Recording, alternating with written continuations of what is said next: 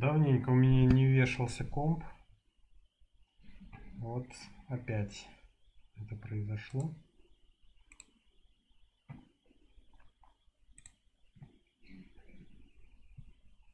Сейчас продолжим.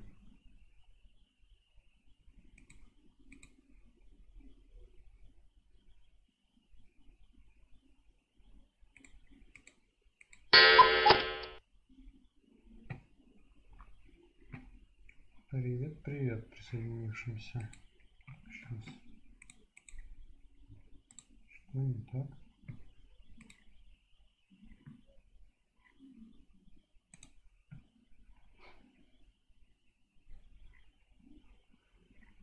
Ну алло, давай, рожай.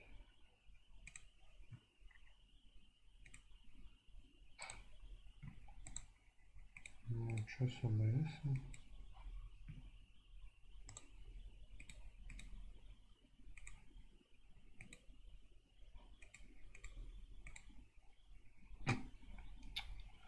Что с ним, блин, не так? Ну, ё-моё.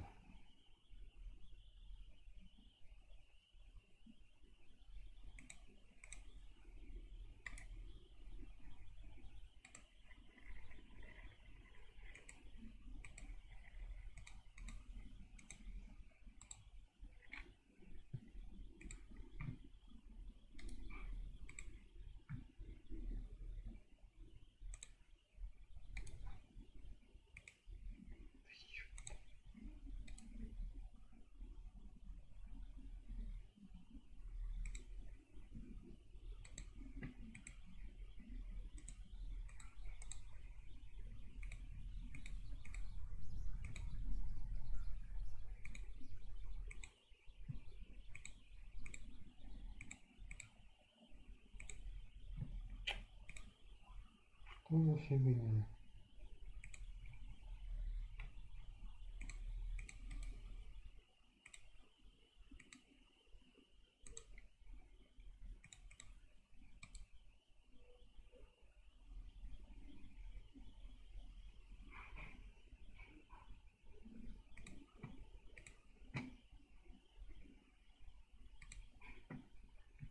Придется через заход тогда.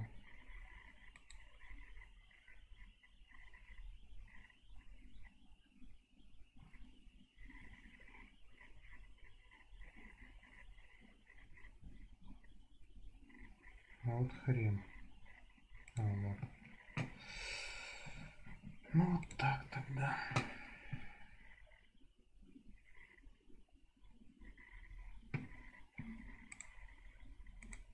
When you select the canvas, you can, because why not? It says third person character.prefab. We're going to drag that into the scene. I'm just going to put it in front of the camera. And we're going to begin to network this guy. So if you have him selected, you'll notice that he has two scripts on him that are his main modes of movement. The first one is third person character, and the second one is third person user controller. I've already done the discovery for what we need to do in here, so we're going to go to the third-person user controller. I'm going to open that up, and here it is. This is somebody else's code, and we're just going to modify it to work across the network. So I'm going to be using beardedmanstudios.network, and instead of this deriving from mono behavior, I'm now going to derive from networked mono behavior. This is our version of the mono behavior. When you derive from the networked mono behavior, there are two things, or there's one thing really that you have to do whenever you come in to a new script that you're editing, and when you derive from network mono behavior. The first thing that you're going to do is look for awake, the second, the start, and the third, the update. Those are the three functions that you need to override. So you're just looking for those three functions to override. So the first thing I see is a start. So I'm going to do protected override void the start and drop in a base.start, so we call the base method. I'm going to scroll down. Here's an update, so I'm going to do protected override void update and do a base.update in there. If I scroll through the script, I do not see an awake anywhere, so we're good. We've covered the conversion. Now we're going to make it so that the character can serialize across the network. So if we scan through this document, we'll find that down at the bottom there's a function character.move, and it passes in 4 arguments. Those 4 arguments are going to be the main arguments that we're going to be sending across the network in order to animate this guy across the network. So rather than serializing large animation files, we work smarter, not harder, and that is that we just send the variables that control those animations. With mechanim, variables drive what animations play, so if we send and serialize those variables, we're essentially serializing the entire animation, and that saves us a ton of bandwidth. So what we're going to do at the in the conversion process is we're going to look at these 4 variables here, and we're going to send them across in their entirety across the network. So if we come up here to the top, we're going to say protected, override, void, awake, and inside of here we're going to say add networked variable. We're going to drop in our getter and our setter. So the first getter we're going to do is going to be move, and the second getter that we're going to do is look, pause, and then crouch and then jump. So for the setter of the move, we're going to say x rocket move equals vector3 x. Now, if you're new to lambdas, it's basically, a lambda is a small function. It's a quick inline function. If we look at it here, we're saying get returns move. And here we're saying move is equal to x, where x is the variable in question. So if you have no idea what I just said, just know that until you learn lambdas, this is easily usable by copy and paste or following the same standard for all your variables. So if I wanted to do the next one, which is look, pause, I'm going to put it there, and then I'm going to put look, pause here. And I'm going to check out what data type look, pause is, and I can see it's vector3. And let me double check move. Move is also vector3. So I'm going to leave these as casted vector3s. The next thing I want to do is I want to crouch. However, if I look down here inside of the fixed update, I notice that crouch is a variable in the scope of this function. And I can't have that. I need to access it from the awake. So I'm going to upgrade this variable to be an instance variable by deleting bool from there, coming to the top, and typing in private bool crouch up there. Now this variable is ready to be networked. I'm going to pass crouch here. Copy and paste over this, and the data type is bool, so we're going to type bool there.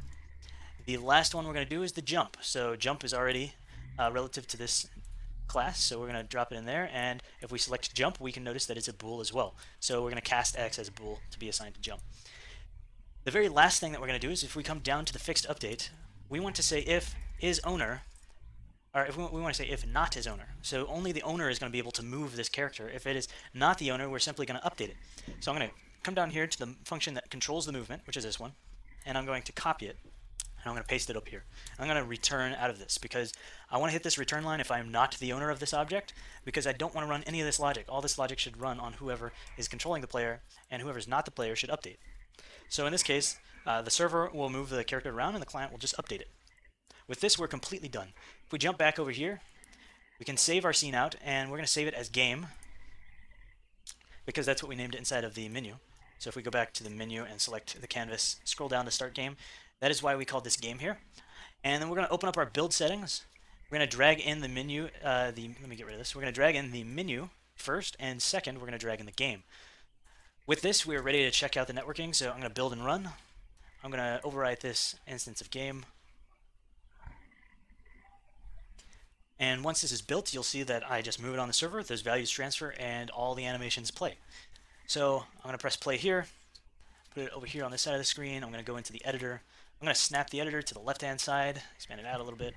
I'm going to make the editor the server and this window the client. So I'm going to start server here, and over here on this side, I'm going to start client.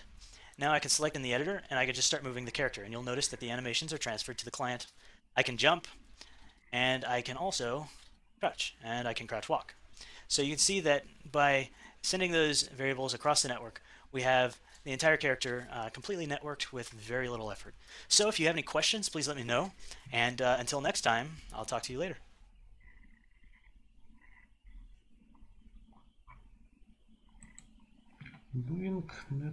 Hello, I'm Brent Ferris from the Beta Studios, and in this video we're going to go over the network instantiate. We're not going to be working with the buffered one. We have another tutorial for that. So the first thing I'm going to do is I'm going to create a new scene. So I have this new scene. I want to drop in a network, or I could just type in manager. I want to drop in a networking manager because it's going to have a list of what we're going to instantiate on the network. I'm going to go to game object 3D cube. So I have this cube here, and I'm going to make it into a prefab. But first I'm going to add a rigid body, and I'm going to add a networked mono behavior.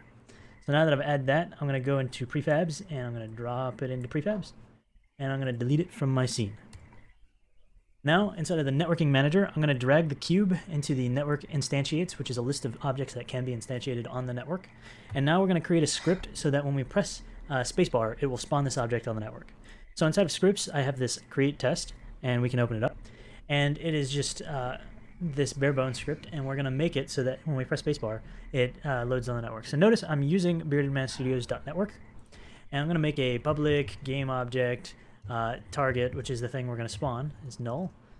We're going to do a private void update for our key input. So if input.get key down key code.space, we're going to call networking.instantiate, and the object is going to be target. The receivers is going to be all, and since that's default, we can just go straight to callback. And we're going to type in on created there. So now we're going to make a function, private void on created, spelled the same exact way as this one. And it's going to take in a game object, new object. And this is the object that has been spawned on the network. So I'm going to do a debug.log. We just, let's say, created a new object plus new object.name. So it's going to print out the name of the object that was just created. The reason we have this callback method is because the system is completely multi-threaded and authoritative. So that means that we are able to get the object once it's created on the network through this delegate here. So let's check this out inside of the editor. So back inside of the editor, what we're going to do is on the networking manager, I'm going to drop the create test script. And inside of the target here, I'm going to drop the cube as the target that's going to spawn. Now that I've had this set up, I'm going to save it. I'm going to save it as create test. I'm going to open up my build settings, and I'm going to make sure these are already in here from testing. Okay, so I'm going to make sure that I hit add current here, and we're going to type in menu. We're going to load up the default menu. I want to add that one to the build settings. Now inside of the menu on canvas, let's make sure that the scene name we're loading is create test, and we are ready to go. So I'm going to build and run. I'm going to make this guy the client and the editor the server, per usual in our videos. We're in the client join. So when I press spacebar, you'll see that it spawns on both the server and the client. There is no callback for the server when it's created, but now when the server creates it, we'll get that callback and it says we just created a new object cube. And that's just going to keep going. And let me see if I can catch it on the client. There we go, on the client too. So that's how we can set that up. Now, what I do want to cover is how network instantiate works. So network instantiate is used to create networked monobehaviors, or simple anything that derives from simple networked monobehavior. As these need identifications on the network, they need to set up across the network and do all of this other stuff. So you only want to call networking.instantiate on objects that derive from simple networked monobehavior. Much like our prefab here on our cube, it is a networked monobehavior, which when you have the source code, you can see that actually derives from simple networked monobehavior. So it does have to be created through network.instantiate. So your question may be, well, if we don't create objects that aren't derived from simple network monobehavior through network.instantiate, how do we do it? Well, the answer is through RPCs. With RPCs, you can create those objects because those objects are on both sides and they don't need to be set up across the network. And we'll see how that is done right now. So back inside of the editor, I'm going to create a 3D object, a sphere, just so it's different. And I'm going to add a rigid body to that. And I'm going to save the sphere into our prefabs. Now that it's down here on our prefabs, I'm going to jump back to our code, and I'm going to create a public game object not networked target equals null. This is an object that's just going to be simulated on the client and the server, but it's not going to be replicated. And you can do this for particle effects or anything that kind of just happens that everybody just simulates, and it doesn't need to be in sync across the network. So we're going to jump back to our script, and we're going to assign this value. We're going to jump back to our scene and assign this value. So I'm back in here, I'm going to delete the sphere from the scene, and I'm going to go into our scenes, create test. Let's save this scene since I've already set it up. In the networking manager, down here on the not networked target is where we're going to put our sphere. We do not need it inside of the network instantiates because it is not going to be spawned with networking.instantiate. So now that that's set up, we're going to save and go back to the menu. And we're going to now just set up the rest of the code to spawn this object. So to set up a BRPC, or a remote procedure call to spawn this object, we're going to set it to a different key. We'll set it to if input.get key down keycode.f. So if we press the F key, we're going to spawn this object. So we're going to say RPC make sphere, just like that. So make sphere has not been created.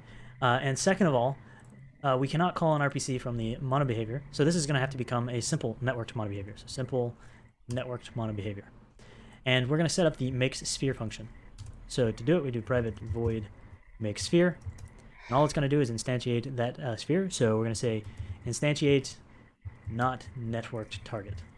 And lastly, we put our BRPC flag above this function so that it becomes a remote procedure call. However, before we continue, this is critical, we need to make sure that our update Что is overriding the base update, now that Нет, we're пока. deriving from the simple network model. Просто я So we're going to шучу. do protected override void update, and then base.update here. Now we're ready to test it out. So just build and run. So I'm going to make this the client and the editor the server. So I'm going to press spacebar, and you'll see the cube is created on both. I'm going to press F, and you're going to see the sphere is created on both. The sphere is not synchronized like the cube, so if I press spacebar a bunch of times, you'll see that the cubes will replicate the same on both, but if I press F a bunch of times, it's very possible that you can see that they're replicated differently on both. That is because the sphere is not a networked monobehavior, so it's not replicated. And that's why we do not use networking.instantiate to instantiate that cube, because it does not derive from simple network monobehavior.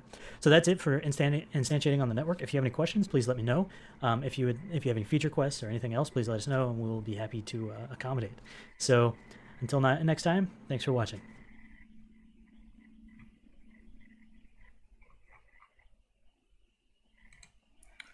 Client-side prediction. Hello, I'm Brent Ferris from the Bearded Man And Studios, and in this mutить. video I want to show you the authoritative input, so we can make the server an authority, and we can make the client just an input-based request. So what we're going to do is, if you have the package set up, go into Bearded Man Studios, Forge Networking, Examples, and then authoritative and client prediction. So if you open up that scene there, you'll notice we have a networking manager, and if you look over here on the inspector and select the Forge Cube guy, this is the guy that's spawning. Notice that it has server is authority on and client-side prediction is off. These are the settings we're going to have to do for this first demo, so that we can see the difference between when the client-side prediction is on and when it is off. So the first thing I'm going to do is I'm going to copy the name of the scene, authoritative and client prediction. I'm going to go to the menu, and inside of the canvas scene name, I'm going to paste it so that that's the scene that's going to load. Now I'm going to go to my build settings. I'm going to add the current. I need the menu. And I'm also going to add the authoritative and client-side prediction. So now that we have those two, I'm going to build and run. Oh, wait. Before I build and run, we're not going to see a difference on my local machine because it's calling too fast. So I'm actually going to make I'm going to up the network latency simulator.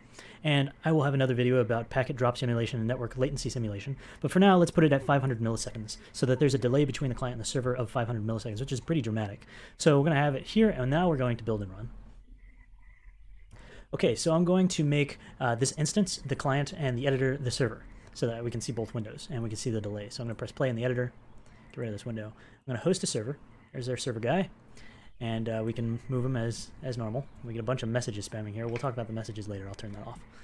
And now let's go to the client and press play. And inside of here, we're going to join server with IP. There's our client. Now notice how delayed this is versus the server. I'm going to press an arrow key down, and I'm going to press it down now. So notice how long the delay was between when I pressed it and when it went, and that was a 500 millisecond delay before it got processed because of our network latency simulation. Now we're going to add in client-side prediction and see how much of a difference it makes. So I'm going to jump back over here to the authoritative and client-side prediction. Inside of prefabs, this is the cube that we are looking at. I'm going to turn on client-side prediction, and I'm going to look at the canvas and make sure that we still have a 500 millisecond delay. And now I'm going to build out again, so build and run. Do the same shebang. I'm going to make this the server over here. Close this window, the server. I'm going to make this the client. So join server with IP address. Now you'll notice the difference between when I have the client-side prediction and when I don't. So I'm going to press the key. Notice that the client starts responding immediately. So the client's going to move, and notice it's going to snap back to where the server says it's going to be. So basically, the client-side prediction is set up so that it does forward. Этот prediction получается типа просчитывается, куда может переместиться, да, объект на случай высокого пинга. Я так понимаю? Ник. Без понятия. Вроде как он об этом как раз говорит, показывает. Я его не слушал. То есть на случай, если пинг там превышает какое-то значение, существенный пинг, то предсказывается просто поведение объекта на основании предыдущих действий. Prediction, and the server is still authoritative and saying where the position is. So that's that portion for what those two buttons do. And we'll continue on now with looking at the code real quick and seeing how the events are set up. So if we go into the Bearded Man Studios, Forge Networking, Examples, Authoritative Input, and Scripts, I had it so that it would automatically snap back to where the server was when the inputs were released, just so that we can really see the delay. And we can see that the server is still the authority over the positioning. So if normally on the client side you're not going to want to do that, you're going to want to make it so that when you release you'll stay in your position. But if you get too far out of sync with the server, which in this case it was obvious because of 500 millisecond delay, then it will automatically update. So let's look through this code here and see what's going on. So it's deriving from a network model behavior, and I called this the authoritative controller. We have some basic logic. Speed is 5.0. And then we have a few, this is a register for every single event. Obviously you don't have to do all the events, you just do the ones that you want. So we've set up the input down request, which is an event, an input request, and an input up request. Input down request is the moment you press a key down. Input request is constantly fired as the key is pressed down. And input up request is the request when you release the key to the server. Same thing for the mouse down, mouse request, and mouse up. If we scroll down, we can see that I set up these functions, mouse up, mouse. These are basically the callbacks up here. I just set them to log out stuff. The only one that I actually did differently was the input down, which was for the left and right arrow to actually move the cube. If we look inside of the update, the way that we actually request to the server, the input request, you'll see there's an input check right arrow, input check left arrow, and mouse check 0. So when you call these functions, it actually does not constantly check the server just because it's in the update. It really only checks the key press down, key press up, same thing for the mouse, and does the rest of the simulation. So one thing you will notice about the events is that the input events take in a key code, which is the key that was pressed so that we can actually check against it inside of this event. And the mouse takes in an index. So we have a button index, which is the mouse button that was pressed. There is an int frame, and we're going to have a completely separate tutorial on what that is and how we can do frame-based updates from the server. This is still experimental. We don't want to kind of go into that right now just because of it. It really deserves its own video. So that's how we can set up the inputs requests. So if you're really curious, of course, Forge Networking comes with full source code, so you can always click on this right here, and then you can jump to the definition, so you can go to definition here or press the hotkey F12. So check out the code. Let me know if you have any questions. This is basically how you can do authoritative input with client-side prediction. So please let us know if you have any questions or concerns. Please let us know if we didn't cover something and you need more information. And if you have any suggestions on how to make this better or improve it, we'll accept those too. As you've noticed, we do update quite frequently based on people's requests. So until next time, thank you for watching.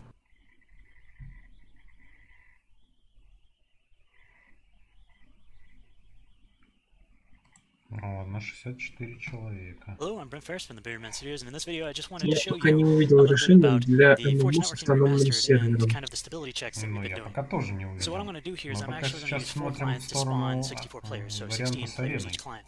как So let's start off with the промежуточного, server. We'll create запланированного. 8 players. We'll stick them over here on the side. Тогда зря Come on, смотришь. get off there. There we go. Почему? We'll connect with the second. Почему? Да потому что код совершенно разный. В смысле разный? Сетевой. Разный относительно чего? Сетевой код банальной арены типа LMS и сетевой код нормальной ММО различны. Они отличаются друг от друга, как зеркало в ванной и зеркальце в сумочке. В любом случае нам арену надо сделать для того, чтобы соответствовать плану, заявленному изначально. Ты понимаешь, что у тебя арена должна быть внутри игрового мира, а не отдельно от него. А что ты предлагаешь? Вот ты только критикуешь сегодня. Ты предложи тогда что-нибудь. Критиковать-то все гораздо. Предложи вариант. Я пока еще не критикую, я тебе сказал просто суть. Я просто для общего развития сейчас это рассматриваю. Ну, так я ж не говорю не рассматривать, я говорю просто, что если ты сможешь именно чтобы это реализовать, то зря. Арена у нас не обязательно должна быть внутри игрового мира именно. Вернее... Нет, если ты хочешь сделать, как у тебя, допустим, Black Wake, кто-то создает сервер и к нему подключаются остальные, это можно. Так нет, мы просто создаем центральный сервер, и к нему подключается народ. Почему нет? Потому что здесь нету центрального сервера, нету логики для центрального сервера. Я ее не важно, увижу. он просто создается сервер, просто хост. Централизованный, не просто игрок создает, и другие присоединяются, а централизованный хост создается, и к нему присоединяются. Одно-то другому не мешает. Да как сказать, у тебя здесь сервер зашит в клиент.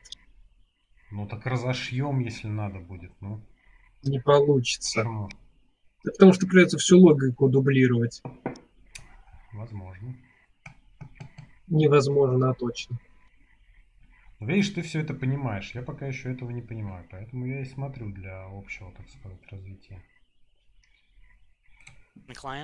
Ну, как мы знаем, просто смотреть это бесполезно. Начать все равно с этого стоит. Я как с инвентарем в свое время разбирался. Сначала смотрел, потом смотрел и что-то делал, потом переделывал и так далее. Постепенно все-таки я его натянул. Таким образом. А потом прошел ник и все переписал. А переписал ровно потому, что мы уперлись в ошибку неисправимую. Из-за того, что инвентарь был изначально недописан. Если бы он был нормально сделан, то, соответственно, нам бы не надо было его переписывать, переделывать. Суть в том, что я со своим куцым, так сказать, багажом знаний на тот момент, это было год назад, считай, я все равно за месяц разобрался. Вот просто потому, что я изначально начал смотреть и вдумываться вообще в эти тьюториалы. Ну, и я причем разобрался тогда один, еще до того, как вообще вы все появились. Естественно. То есть нет, ты посмотри Forge, но после этого лучше посмотри видео, которые по курсу именно Low Level API тогда. Это тебе даст больше проку. Оно не наглядно, нифига. Вот это наглядно, вот реально. Я вижу, что должно получиться в результате, а это все не наглядно, там, Low Level API. Это другой уровень вообще. Мне сначала надо что-то сделать вот такого плана, а потом уже дальше прыгать. Это, пожалуй, пока без меня.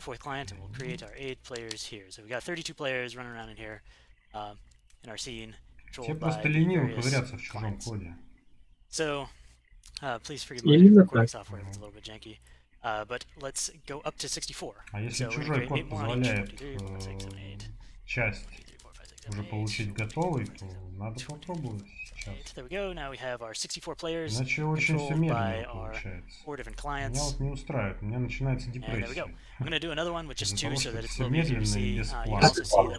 Игры годами пишут, причем большие команды. Потому что это все медленно, это все долго, это все нудно. Вот я хочу двигаться маленькими шажками хотя бы, но в соответствии с планом. Вот по плану есть у нас арена, пусть она будет отдельно. Не важно сейчас, но она позволит хотя бы уже приобщиться к сетевому коду. Хоть как. Ну так напиши. В этом смысле, если тебе нужна арена, как, допустим, в Blackwack, Forge тебе подходит, поизучай, то напиши. Мы сделаем из арены промежуточный вариант просто между сингл-версией, где начальная интеграция блокчейна и без сетевой части. А мы сделаем арену, где будет более углубленная интеграция блокчейна, будет сетевая часть уже. И потом дальше мы на следующем этапе делаем уже ММО с полноценной интеграцией блокчейна, с полноценной сетевой частью. И вот, собственно, к чему нам и надо будет прийти в конечном итоге. А так сразу с одного перепрыгивать там через несколько ступенек. Сам запланирован. Так я и говорю, что изначально было запланировано, что будет арена как промежуточная. И мы даже, более того, мы даже укладываемся по времени, в принципе, запланированному. Поэтому зачем что-то выдумывать, когда есть вот план, надо просто его придерживаться. Thanks for watching.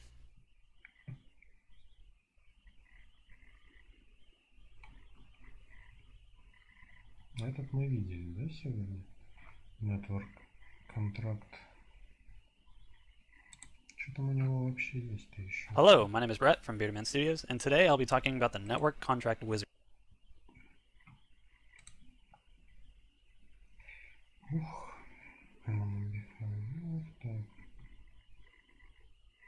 Network.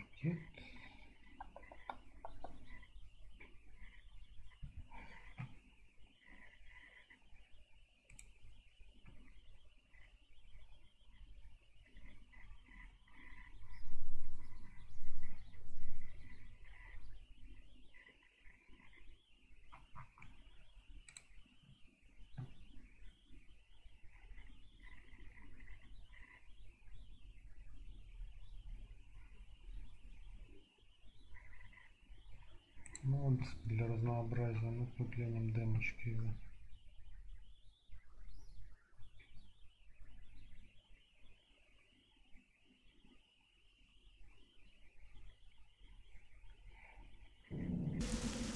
А, ну это вот мы видели, да?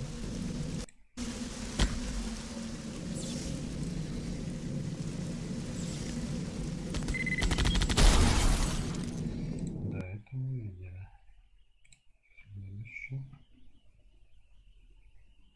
Hello, I'm Brent Ferris from the Privateers.Life Studios, and I'm here to show you how to get started from scratch with Forge networking. So I have Unity 5.1 open here, and I have release version 3. Now this also works in 4.6 because the package is built for 4.6 and optimized for Unity 5. So I'm just going to import it in, and we'll get started. So now that I have everything imported in, you'll notice that there's a Bearded Man Studios folder and then a Forge networking folder, which has all the documentation and changelog and all that fun stuff. So the first thing that you want to do whenever you first get started is you want to look for the menu scene. There's a Forge Quick Start menu, and inside of this menu there's a canvas. If you click the canvas, there's a Start Game script, and in here you'll find that we have a host, a port, protocol, and all these other things. So you want to start from the Forge Quick Start menu because it's actually what creates a socket for the host and the client and does all the connection and prepares you to play. You can't just make a scene without being able to start up that first. So of course you can make your own start menu or menu script. This is just an introduction one. So what we want to do is we want to mainly look at the host here. You want to make sure that it says 127.0.0.1 for this. That's your local host, and whenever we do some video tutorials on how networking works for everybody who hasn't networked before, we'll discuss what that is. We're going to be using port number 15937. I chose that one mainly because it was fun to type on the number pad, so that's what we have. We're going to be using the protocol type of UDP. And the next important thing, probably one of the most important ones, is the scene name for this. So we have Forge Hello Cube Resources as the scene name. This is the scene that is going to load once we finish the connection. So if you want to run your own test scene that you're working on, you can put in your scene name in here and then add it to your build settings. So what I'm going to do is I'm going to open up my build settings with Control-Shift-B, or up here if we go to File, Build Settings. Now that I have this open, I'm going to go to the player settings. I'm going to make sure that run in background is on. You want to make sure this is on because we're going to be running multiple instances on the same machine, and if we click away from instances, we don't want them to disable and stop sending messages because run in background is not on. So we want to make sure that's checked, and then we want to add these two scenes into our build settings. So we want to add our quick start menu first, and second we want to add in our resources scene, which is the Forge Hello Cube resources, and here's the path if you want to check that. So now that we have the Hello Cube resources and everything else set up, we're going to go to build and run. And I'm just going to build it out and run this instance. Now that we have it built and ready to go, I'm going to hit play on this. I'm going to use windowed mode and choose a small resolution here. I'm going to hit play, firing up Unity 5 Splash, and I'm going to go into the editor, and I'm going to press play in the editor so that the editor is going to be the host and the instance is going to be the client. So in the editor, I'm going to hit host server, and you'll see my cube spawn and all this UI elements updating. And then over here, I'm going to make sure that this says 127.0.0.1 as the host, and I'm going to hit join server with above IP address. When I select that, you'll see it come in on the other scene. You'll notice that the update for the time is at 1 second intervals. This is not because the network is slow, it is because we actually clamp it to 1 second. If you go into the networking manager here, you'll notice that the update time interval is set to 1, and that's in seconds. So it's only going to update every second.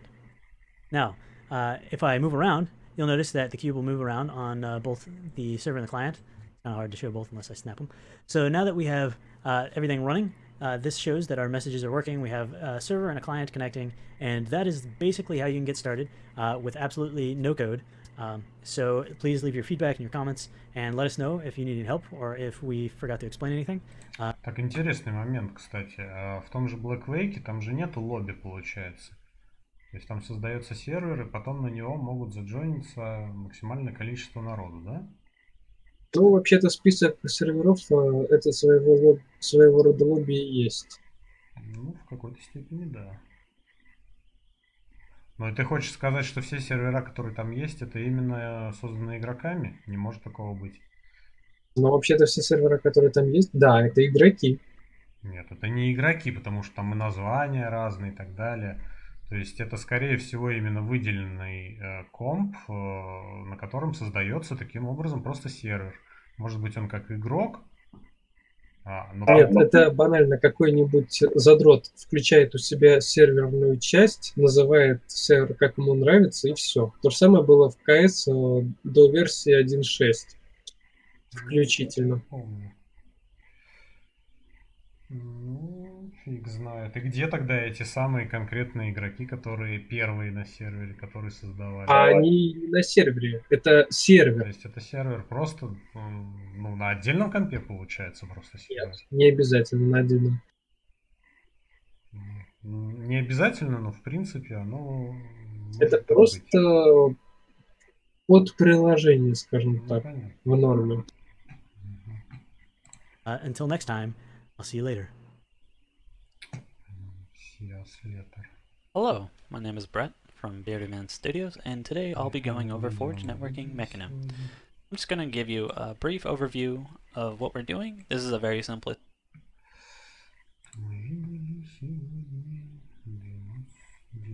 Банально это тот же хост, но только он не занимается инстантом себя самого.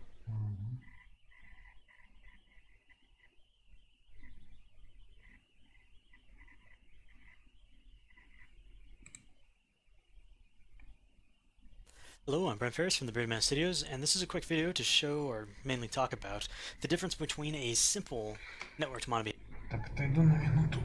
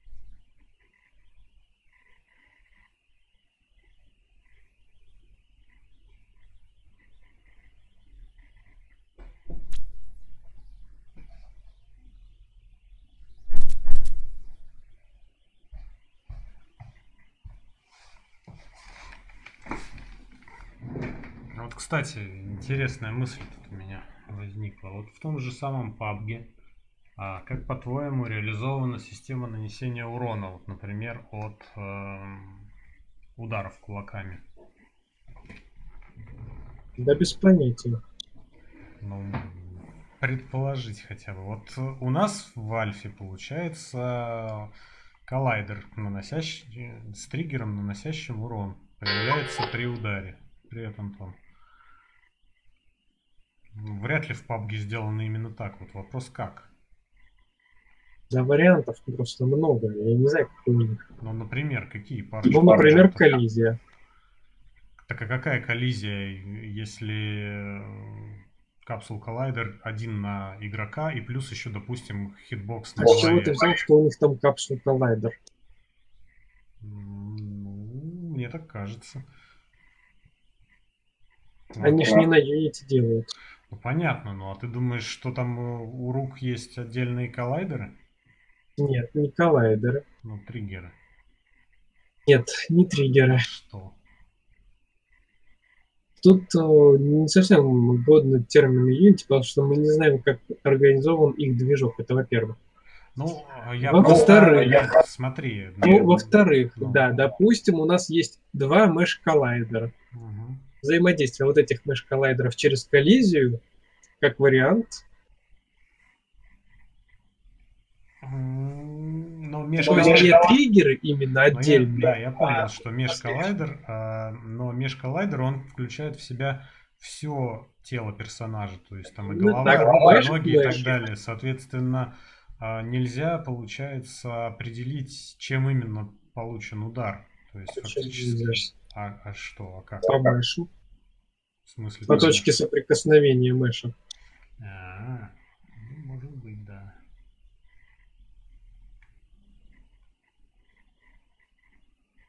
Вот именно момент с ударами кулаком меня как раз интересует, как это делают. Вот в той же Unity, получается, есть как это, рэгдолл у нашего персонажа. Понятно, да. Рэгдолл есть у нашего персонажа, и каждая часть тела на рэгдолле фактически заключена в капсул коллайдер. Но рэгдолл, получается, у нас появляется только после смерти персонажа. То есть и каждая часть тела имеет у рэгдолла свой rigid body, соответственно. А если без rigid body, но все то же самое, что на рэгдолле использовать, то есть у нас там есть на предплечье, там на кисть отдельный капсул коллайдер, например, там на ногу, на ступню. Вот если это учитывать, в принципе же можно тоже без рэгдолла. Но с другой стороны, все равно рэгдолл нужен, чтобы у нас весь персонаж на физику реагировал. Как-то костыльно получается. Behavior and a networked monobehavior. So a simple networked monobehavior is the base class of networked monobehavior, and its sole purpose is for remote procedure calls. So if you're wanting to throw a script onto an object and just call remote procedure calls for your entire game or just for that object, then the simple networked monobehavior is what you want to put on it or what you want to derive your class from. So you really are only going to use the simple monobehavior. As you can see, it doesn't have any fields here for you to fill out. It's really just a class that is created for you to derive from in order to do remote procedure calls. And if you don't know what remote procedure calls are, just head on over and check out the remote procedure call video, and you'll get caught up there. Now, the networked monobehavior is a key player in a lot of what's part of the networking. It's more of an out-of-the-box solution, so you can derive from this class as well if you want. So the networked monobehavior is an object that is created so that it can be moved around and updated in real time at a certain speed. So the networked monobehavior has a network throttle, which is set here to by default to 0.05, which means that it's going to update 20 times per second. And of course I can lower that or raise it depending on how important this object is, and it is per object, so I can have a few of these objects and change out the throttle will be different on each. Then we have UDP reliable. If this is like the most important object in the world, even then you probably won't be using UDP reliable. But UDP reliable means that it's going to ensure that all the information that was sent is received. You're usually almost always going to leave this off for this object. You really only want UDP reliable for specific calls, like small calls for connections or whatever that have to get to the other side. This is just here because I wanted to give everybody the option. The enable interpolation. Enabling interpolation means that if we move the object around on the network, when it gets to the other side, obviously it's not instantly transferred to the other side, so it won't move as smooth. It'll actually jump around a little bit. It'll have a little jankiness to its movement depending on the latency of the network. So in order to smooth that out and make your game look pretty, you would use network interpolation. And network interpolation just smooths out the movement from point A to point B, and as you move faster, it'll move faster in order to keep up. We have the lerp speed, which is how fast it's going to interpolate. The stop distance, this is to say whenever it reaches this distance, it'll just snap to the destination so that it's not constantly updating the small fractions. And then angle stop, so if it's based on the rotation, whenever it gets to this, in this case 1 degree of 360 degrees, then it will snap to the desired rotation. And then we offer the easy controls, which is to serialize position, rotation, and scale. And later on, there's probably going to be some more checkboxes in here for other default basic types of Unity or components. But these are just quick starters, so if you check position and rotation, then the position and rotation will automatically be serialized across the network. We use this in a lot of our other videos. You may have seen us use it. And so if it moves or rotates, it will automatically be updated. So, in recap, the simple networked model behavior is created for you to derive from to make pure RPC classes that are just made to call remote procedure calls, like our tic-tac-toe example.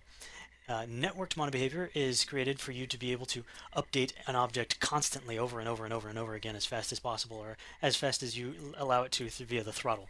So that's the difference between the two, and those are the two main hierarchies that we have built into the system. So if you have any questions, please let me know, and I guess I'll talk to you later. Hello, I'm Brent Ferris of the Bearded Man Studios, and I'm here to talk about initializing the firewall. So whenever you start your game, you may have tried to do some networking, and the moment you start the networking, the firewall pops up. It says, do you allow access? And it basically prevents you from actually being able to connect. So it kind of destroys the connection you're doing and throws an error, and you don't want that for your players. And usually you want your firewall to pop up at the beginning of the game. So if we come over here and look at how I have it set up, inside of Unity on Canvas, I have the start game script. And if we open that up and scroll down to the start function, you'll notice that the networking library has a initialize firewall check automatically that it's built in. Now this is a function that returns void. It's pure functionality. The only thing it's made to do is to kick off the firewall right when you start your application or whenever you put this line. Now, basically how it sets up that is it's a simple little program that creates a TCP socket. It binds to a port that you request, and it fires off a listener, so it listens for connections. And then that's what causes the firewall to pop up, and then it automatically disconnects itself right after, because its sole purpose is just to fire off the firewall. So it's nothing really special. It just fires off a listener and then kills itself so that the firewall is able to pop up. So you can write stuff into player prefs to say that you've already done an initial firewall check. You could leave this at the start, so every single time you start the game, it fires off that connection and closes. It's immediate. It's extremely fast, so it shouldn't cause any delay or anything. So that's all it's for, and we're going to see it in action right now. So since I have it on start, I'm just going to build out, and I'm going to build out as some random game name like Hello Game that I've never saved it out as before. Then when that comes up, whenever it comes up, there we are. I'm going to put play, and you'll notice that this firewall security alert has popped up immediately now that I started the game. Before I got into touching anything or starting anything else, I can already allow the game to be able to run networking. So that's all the initialized firewall does. It just kicks off this box for us to start so that we're able to continue.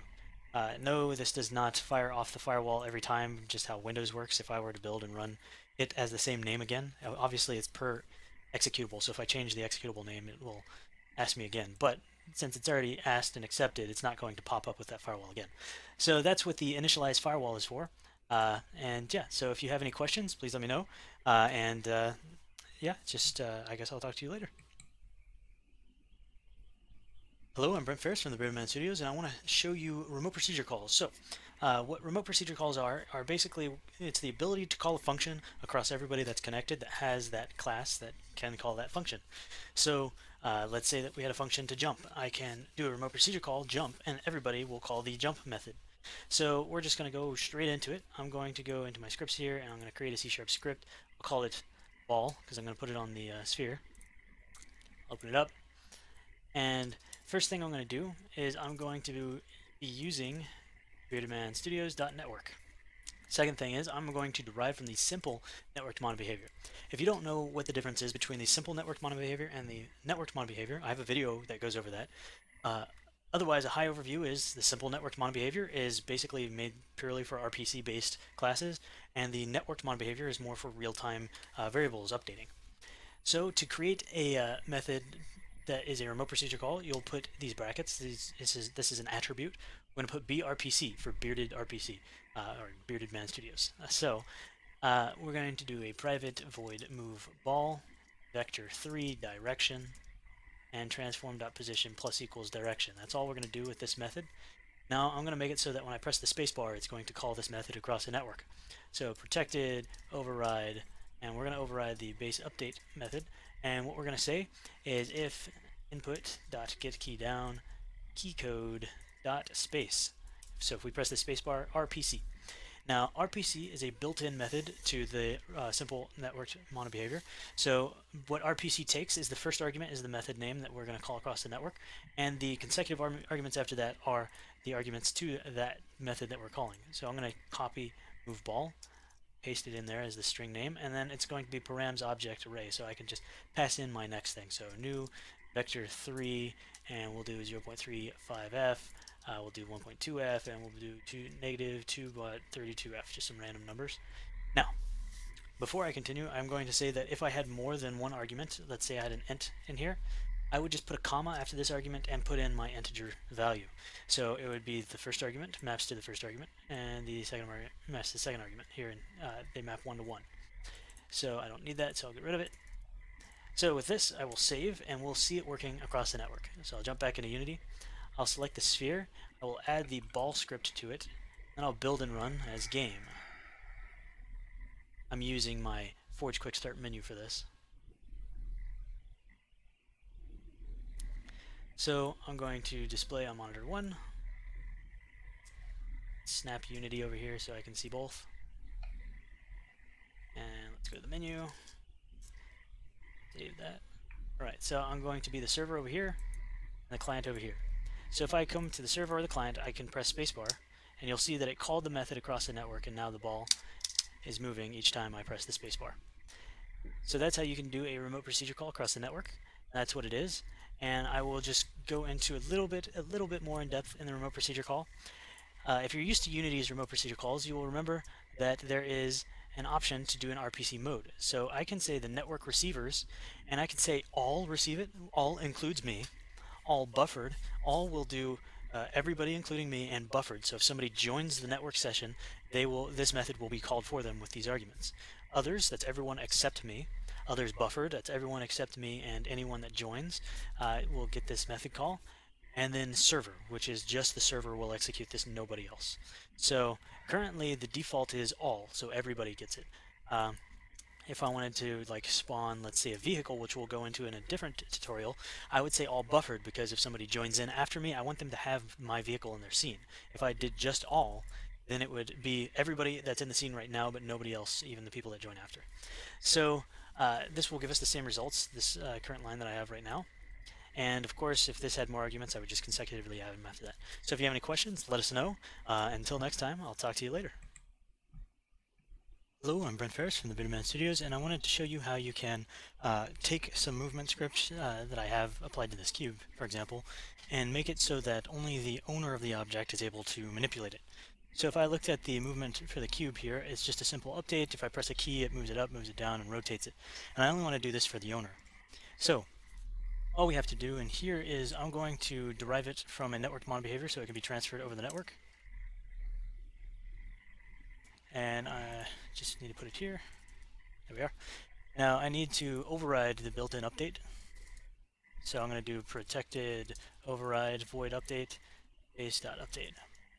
So I want this base update to happen on all of the machines, so the server and the clients, but I only want the owner to be able to do this stuff. So all I have to do is simply say if not is owner return. And what this will do is it'll check to see who owns this object. Whoever instantiates the object actually owns the object. So if the client instantiates it, they own it. If the server instantiates it, the server owns it. And I'll do instantiation on another tutorial.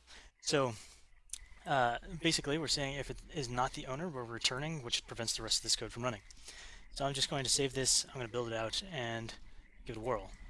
I'm going to start on the basic menu, save my scene. this down fairly loud. Okay. So I'm going to do it on this display. I will snap this guy. Start the server over here in the editor. I'll start the client here. Now, if I press the arrow keys on the client, nothing will happen. However, if I come over here and press the arrow keys on the server will be able to control the object, and the client will not. So that's how you can do flow of control for your objects. You can just use the isOwner to determine who actually owns the object, and then you can control what happens to the object after that. So if you have any questions... Hello, I'm Brent Ferris from the Bearded Man Studios, and I wanted to go over network instantiation, so you can actually create objects. Hello, I'm Brent Ferris from the Bearded Man Studios, and I'm here to show you how to do network instantiation. So basically, we always want to be able... Hello, I'm Brent Ferris from the Bearded Man Studios, and I'm here to show you how to do network instantiation. Hello, I'm Brent Ferris from the Bearded Man Studios. Hello, I'm Brent Ferris from the Bearded Man Studios, and I wanted to go over network instantiation, so you can actually create objects in your networked game at runtime, and you can also buffer them so others can see them. In this video, we'll just go over the buffered ones, and in a later video, I'll go about real-time ones. They work basically the same way. So what I'm going to do is, in my scene that I'm going to be doing this in, I'm going to drop in a networked manager. And for now, the network manager is required for instantiation. We're working on a system of getting away from the network manager. Hello, I'm Brent Ferris from the Bearded Man Studios. Hello, I'm Brent Ferris from the Bearded video. I'll go about real-time ones. They work basically the same way. So what I'm going to do is, in my scene that I'm going to be doing this in, I'm going to drop in a network manager. And for now, the network manager is required for instantiation. We're working on a system of getting away from the network manager and being able to instantiate without it. So I'm going to grab this cube, which has it has a script that derives from the network manager on it, and I'm just going to make a prefabs folder so I can store it. I'll store this cube in here. There we go. And now I can delete it from my scene, and inside the network manager, I can drop it into that list. So I'm going to make a script that I'm going to stick on, I guess, the main camera here. I'll get rid of this old script there. So I'm going to make a script that I'm going to drop on the main camera to instantiate my player. So I'm going to say create player, select my camera, drop my create player onto it, and then we will begin the coding on this. So what I'm going to do is I'm going to, first of all, right when I start, I'm going to check if I'm connected. So I'm going to be using beardedmanstudios.network. I'm going to be doing a private void start. This is not deriving from simple networked mod behavior or network mod behavior. It's just a basic script. So on start, I'm going to do networking.primarySocket.connected. So I'm going to say if primary socket connected. And if you don't know what primary socket is, I'll have another video tutorial going over what primary socket is. This is new in beta version 2, even though we just released beta version 3, because networking allows you to actually create a lot of multiple sockets through that class. So a primary socket would be kind of your main communication socket that you're using. So if the primary socket is connected, we're going to just create the player. So I'm going to make a function, private void, create player. So I will call create player here. Else, if we are not connected, we're going to listen to when we connect. So I could say networking.primarySocket.connected, this is the lowercase c for the event, plus equals, and then I'll drop create player as the event action to execute. So to instantiate across the network, I'm going to say networking.instantiate, or instantiate, if I can spell, there we go. And it wants a game object, but we don't really need to supply a game object if we don't have a reference here. I can actually use the name of the object, which is cube here, so I can use cube. Next, it wants to know the receivers. Since I'm going to be spawning this on the network and it's going to act as my player, I'm going to use all buffered. So this is all I have to do to instantiate. So networking.instantiate cube, all receivers. Instantiate has a lot of overloads. So there's 4 overloads, and I can set the position, the rotation, and I can use strings or game objects, so you can use the one that's appropriate for you. This one's just going to spawn it wherever the prefab was stored in the scene. So I got to close that to save it for some reason. There we go, a nice bug. Oh, it's named the same as the class. I'll call it make player. Just replace that here and here. Alright, so now I have everything to instantiate my player. I can give it a try, so I'm going to go to menu, save my scene out. I'll press play, and I'll just start a server by myself, and you can see the cube was instantiated. If we select the cube and go into the settings up here and go to debug, and we scroll down, we will see that the isOwner is checked. So I own this cube as the server, and it has its unique identifier there as well if you're curious about that. That is a public getter, private setter. So now that we have this, let's see if it works across the network. I'm going to go to my build settings. I'm going to build and run.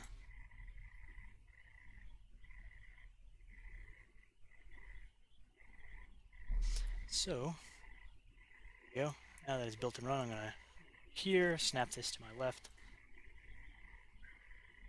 And I'm going to play as the server over here, start the server, and then I'm going to start the client here.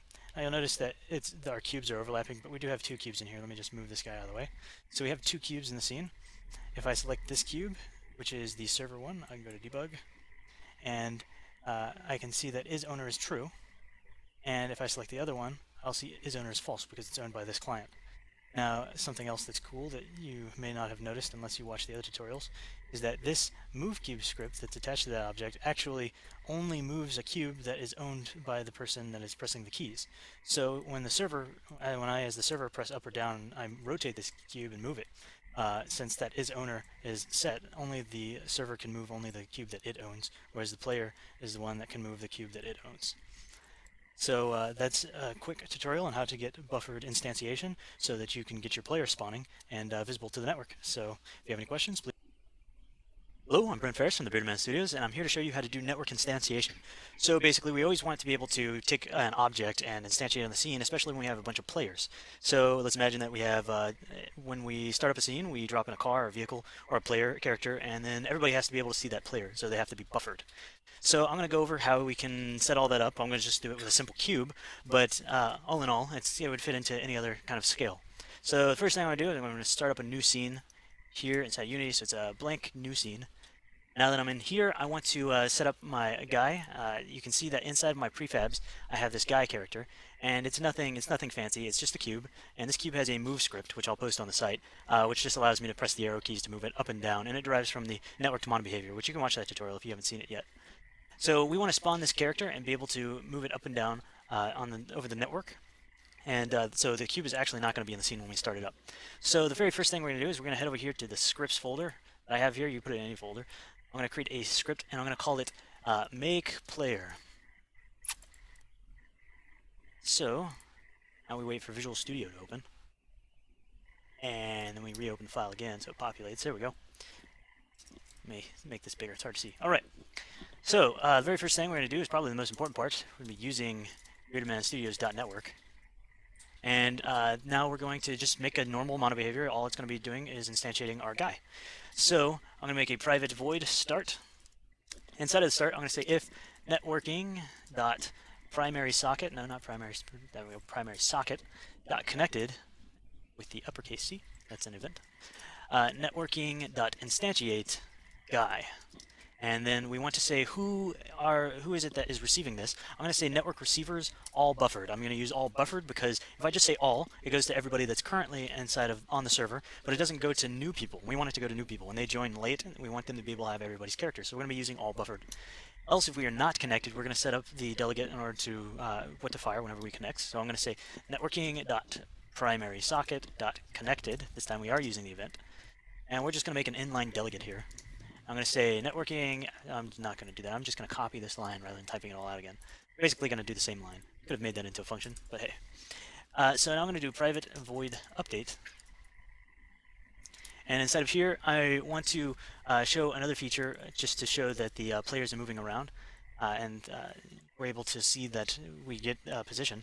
So I'm going to say for each networking player in networking dot primary socket dot players, and we're going to do a simple debug dot log player dot position because we have access to all the players' positions, and we only want to do this if we're the server.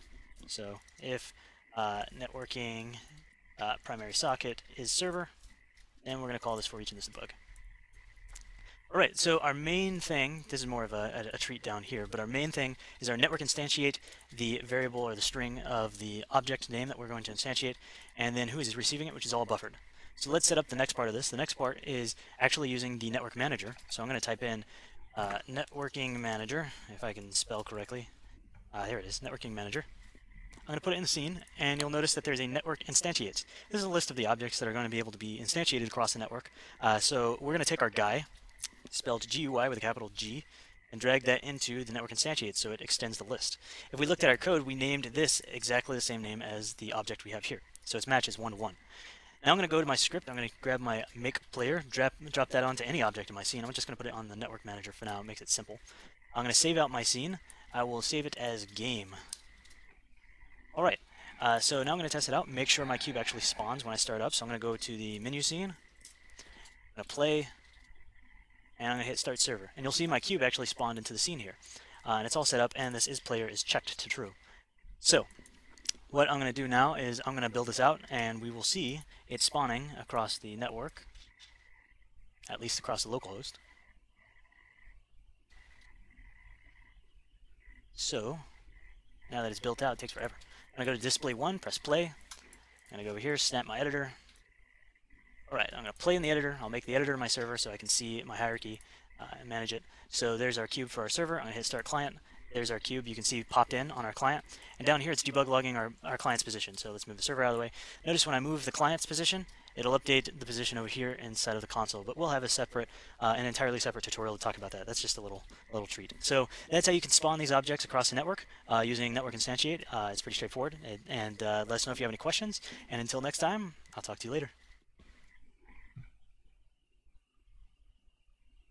Hello, I'm Brent Ferris from the Bitterman Studios, and what I wanted to go over in this video is network destroying. So if you want to destroy an object across the network, then it's pretty simple. I'm going to show you how you can set up a network destroy on an object that you create as, say, a player. So if a player joins a scene and you want to instantiate their player, but then they leave and you want to destroy it, that's basically what we're going to do. This video is building off of the network instantiate, so if you haven't watched that, you might want to watch that first. But I'm just going to continue with the destroy, so it's going to be fairly straightforward. The first thing I'm going to do is I'm going to go into the game scene that I created in the last one. I guess I'll save it, I don't know what I've done. And over here we have the networking manager, and we have the guy that's going to be instantiated in the make player. So the guy that's going to be created, which we have in our prefabs folder, this guy, has a script on it called move. So I'm going to open that up, and you'll see that inside of, inside of our move script, it's just a simple move. If I press the up arrow, he moves up. If I press down, he moves down. And only the person who owns the object can move it. So this is a networked mono behavior, and I do want to destroy it when I leave the game. So let's say that we're going to make a simple leave the game. So let's say they just close the program. So I'm going to make a private void on application quit. And I'm just going to simply say networking.destroy and this. Because this is a network mono behavior, that's the argument to the networking destroy. This is all I do to destroy it across the network. So I'm going to go back to my menu scene. And I remember when I changed in the scene, I put it to TCP. I was testing stuff. Okay, so what I'm going to do is I'm going to build out this. Build and run. Yes, override. So when I build it out, you'll see that when I play, it instantiates a cube on my side and on the server side, on both sides. And when the client leaves, it'll get removed from the server. So I'm going to press play here. I'm going to go into the editor. I'm going to snap it over here so I can see both. I'm going to play here. I'm going to start the server in the editor. I'm going to start the client over here. So you can see I can control my individual cubes. Now I'm going to make the client leave by just closing the window, and you'll see that they got deleted from the server. So that object is now removed. So that's basically how you can do a networking destroy. So you can destroy networked mono behaviors across the network. If it is not a networked mono behavior, you do not need to call networking destroy. You probably want to set up an RPC and make it destroy via the RPC because it's just a journal object that's not networked. So that's basically it. If you have any questions, please let me know. And until next time, I'll talk to you later. Hello, I'm Brent Ferris from the Bitterman Studios, and in this one I'm going to show you the new NetSync attribute for fields and properties. We've added this to release version 3, so you can start using it as soon as you get that release version or later. So what we're going to do is we're going to edit this move script that we have. I have a Forge example move, which comes with the package, so you can actually follow along with this script. Secondly, I'm going to make sure that the scene name inside of the quick start menu is set to Forge low cube resources, because the cube that spawns in there has the move actually a part of it. So what I'm going to do is I'm going to come over here, and I'm going to make the field that I'm going to serialize public int number 0, and to serialize it across the network, I do net sync, and I just add the attribute above it, and we're done.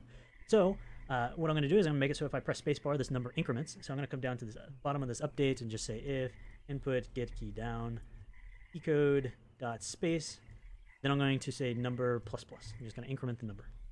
We're going to jump back over here, let that compile, and I'm going to open up the build settings. So in the build settings, I want to make sure I have the quick start menu and the resources scene loaded in. And in the player settings, I'm going to make sure run background is on. I'm going to build and run, and we're going to see this. I'm going to select the cube for the client in the editor, and we're going to see it serializing the variable across the network.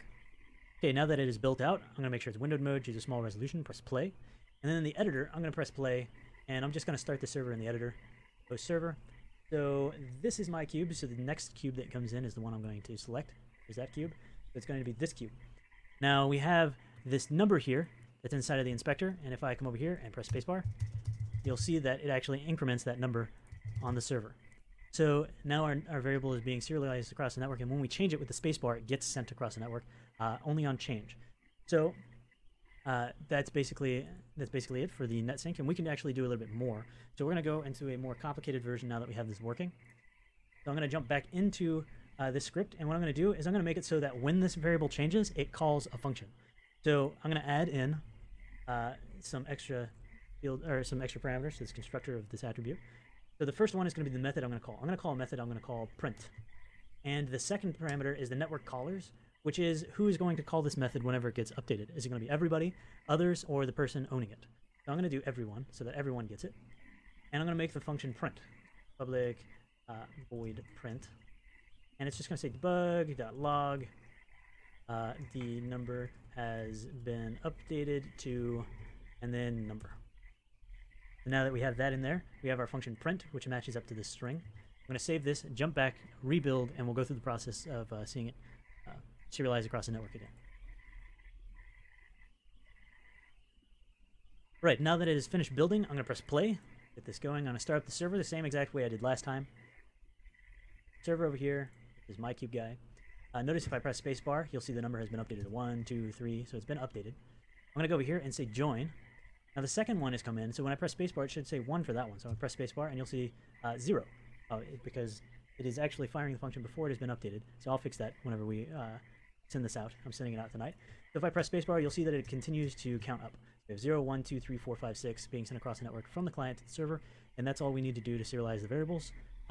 So if you have any questions, please let me know, and we will talk to you later.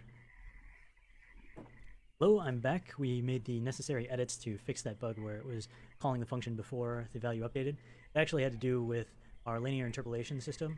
Our linear interpolation wasn't finishing. We had it turned on for some weird reason. But now that bug is fixed, so now if we go to server and join with IP address, when I press spacebar the first time on the client, it will start from 1 because that's actually what it is by the time it calls the message. So again, if you have any questions, please feel free to ask them and join the community, talk amongst yourselves, make your own tutorials or whatever. Hello, I'm Brent Ferris from the Braden Man Studios, and I was developing in UFPS, the ultimate first-person shooter add-on for Unity, with Forge Networking, and I came across this need for being able to spawn a remote object. So basically, the player would have one object, and another player would have the same object on their screen, but on my screen it would be a different object. So there became this idea that whenever I spawn something, it should be a particular thing, and whenever someone else spawns something, it should be something different. So I want to show how we can actually achieve that easily without any code now that I've added it to the system. So what I'm going to do is I'm going to create two objects. I'm going to create a cube, and I'm going to create a sphere. A cube and a sphere. Cube, sphere, and zero them out. Okay. So basically on both of these, I'm going to put in a networked monobehavior. So networked monobehavior. So they're both networked objects. And let's just imagine I was controlling their positions and all that kind of stuff. So what I'm going to do is inside of my prefabs here, I'm going to drop in the sphere. I'm going to drop in the cube. So I have my two different prefabs. And I'm going to call this cube the main guy. And the sphere is going to be main guy remote. Now this is very important. The remote is actually spelled with, let's not blow it up, Brent, with parentheses and remote, capital R, no space. So basically, whenever you put in the same exact name as another prefab with remote, that's basically most of the work. So what I'm going to do is I'm going to find a networking manager, drop it into my scene, and then what I'm going to do in here for its network instantiates, I'm going to drop in the main guy. I'm going to drop in the main guy remote. I'm going to add the create, what is it? Spawn. Hold on, I'm gonna pause and find this script. I forgot the name. Okay, I didn't even look for it because I remembered it. Make player. So what I'm gonna do make player, and I'm actually gonna make main guy, not remote. Remote, it just stays here instead of the list. So we have main guy, remote. But I'm gonna be creating the main guy for whenever a player joins this scene. So I'm gonna save out this scene. I'm gonna copy the scene name. Copy the name. I'm gonna go to the menu and canvas and scene name and paste it in there. I'm gonna build out a client and we're gonna check it out. So here we are. I'm gonna play, and it doesn't really matter which one's which. Basically, come on now. So I'm gonna host over here. Notice that my server believes that it is a cube, and over here I'm going to join. Notice that it thinks the server is a sphere, and it thinks itself is a cube. This is it right here. This is our client that I can't move because it's in control of it, and I don't have the authorities on. But I can move this cube to be way over there. So notice that I see my own object as a cube, and I see the other object as a sphere. And so that's basically what the remote objects are for. You want to set them up similarly, and then they'll be able to simply spawn a remote object, which is a different prefab for a remote player. So that's basically it. Thanks for watching. If you have any questions, please let us know.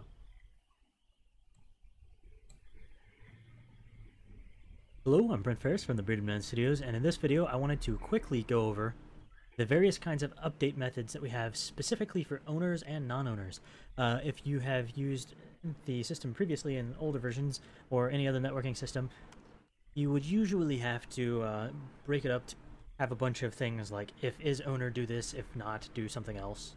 So what we wanted to do was alleviate that with a couple of helper functions. So I'm basically going to show how you can do that really quickly. I'm going to create a script, call it demo move, and we'll see how to set this up.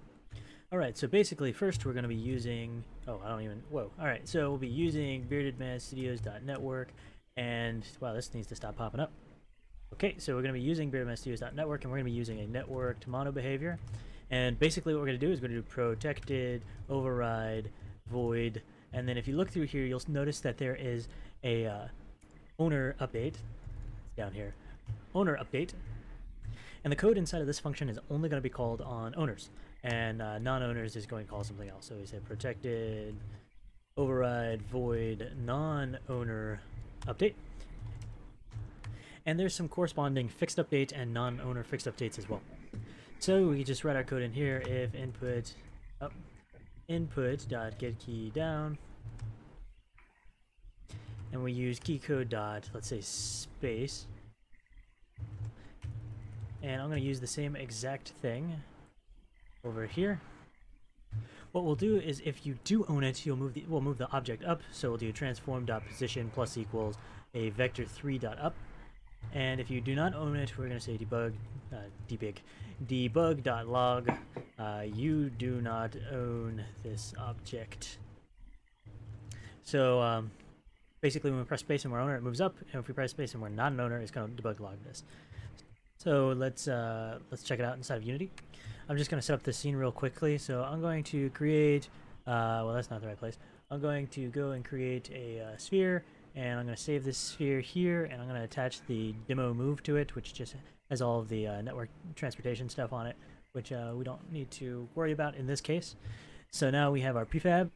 So what I want to do is I actually just want to keep this in the scene. I didn't mean to delete. And so now we're going to have it so that if I press spacebar, it moves up on who owns it, and it just logs out that log when we don't. So I'm actually going to make the editor the client this time so we can see the debug log easily. So I'm going to go back to the menu. Do I want to save this? Yes, I want to save it. Okay. And I'm just going to set up the name for the scene I'm going to load real quick. Demo. Alright, I'm going to build and check it out. Alright, so we're built and ready to go. I'm going to host here. And over here, I'm going to join. So on this one, I'm going to press spacebar, and you'll see you do not own this object. And over here, I'll press spacebar, and you'll see it moves up. So that's basically it. We just have those two methods. And all we have to do is override them, and then they become available for those segmentations. Just for a recap, what you would normally have to do in this case would be something like this. You do protected, override, void, update, and then you would say if input.getKeyDown, keycode.space, If is owner, we would do this logic here. Else, we would do this logic here. Now, this looks fine for now, but once we start having, hundreds of these and we have is owner checks all over the place, it becomes ridiculous inside these updates.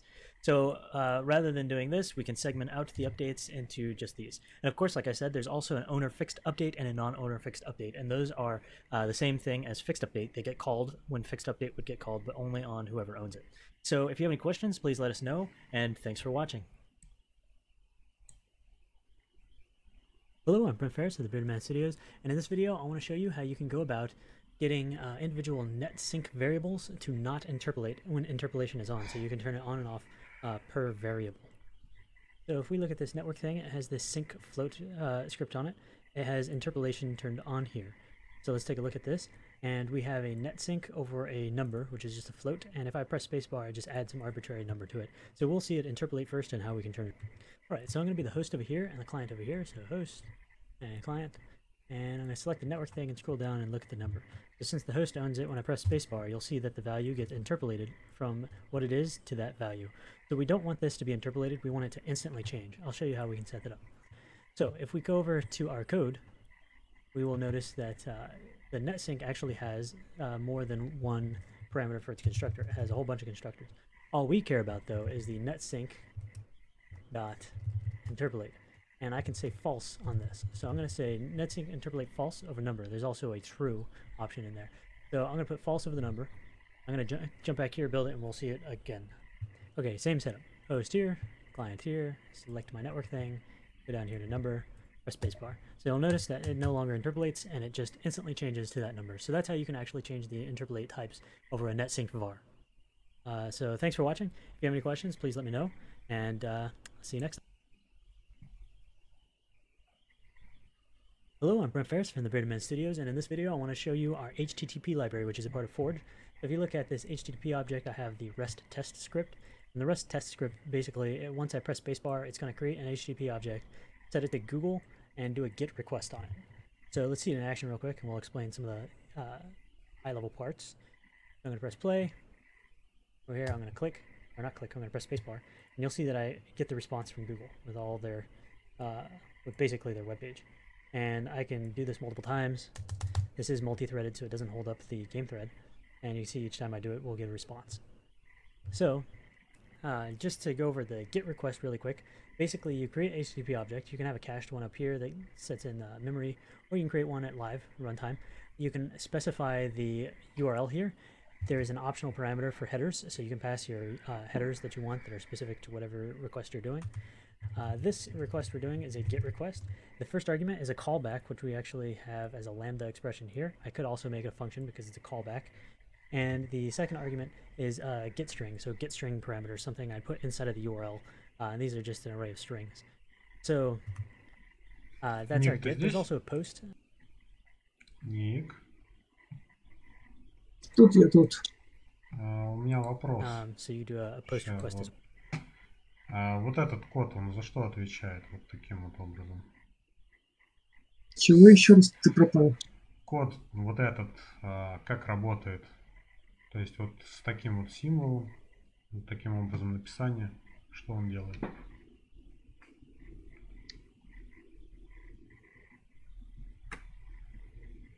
Сейчас, погоди, посмотрю. Не первый раз уже сегодня натыкаюсь на него. Значок следует, или как он там его называет, Rocket. Нет, он называется правильно, ты назвал. Это как бы значок следует. Ну, так как работает вот этот конкретный участок? Это что-то вроде анонимной функции. А по-русски? Я не знаю, как это объяснить иначе. Well.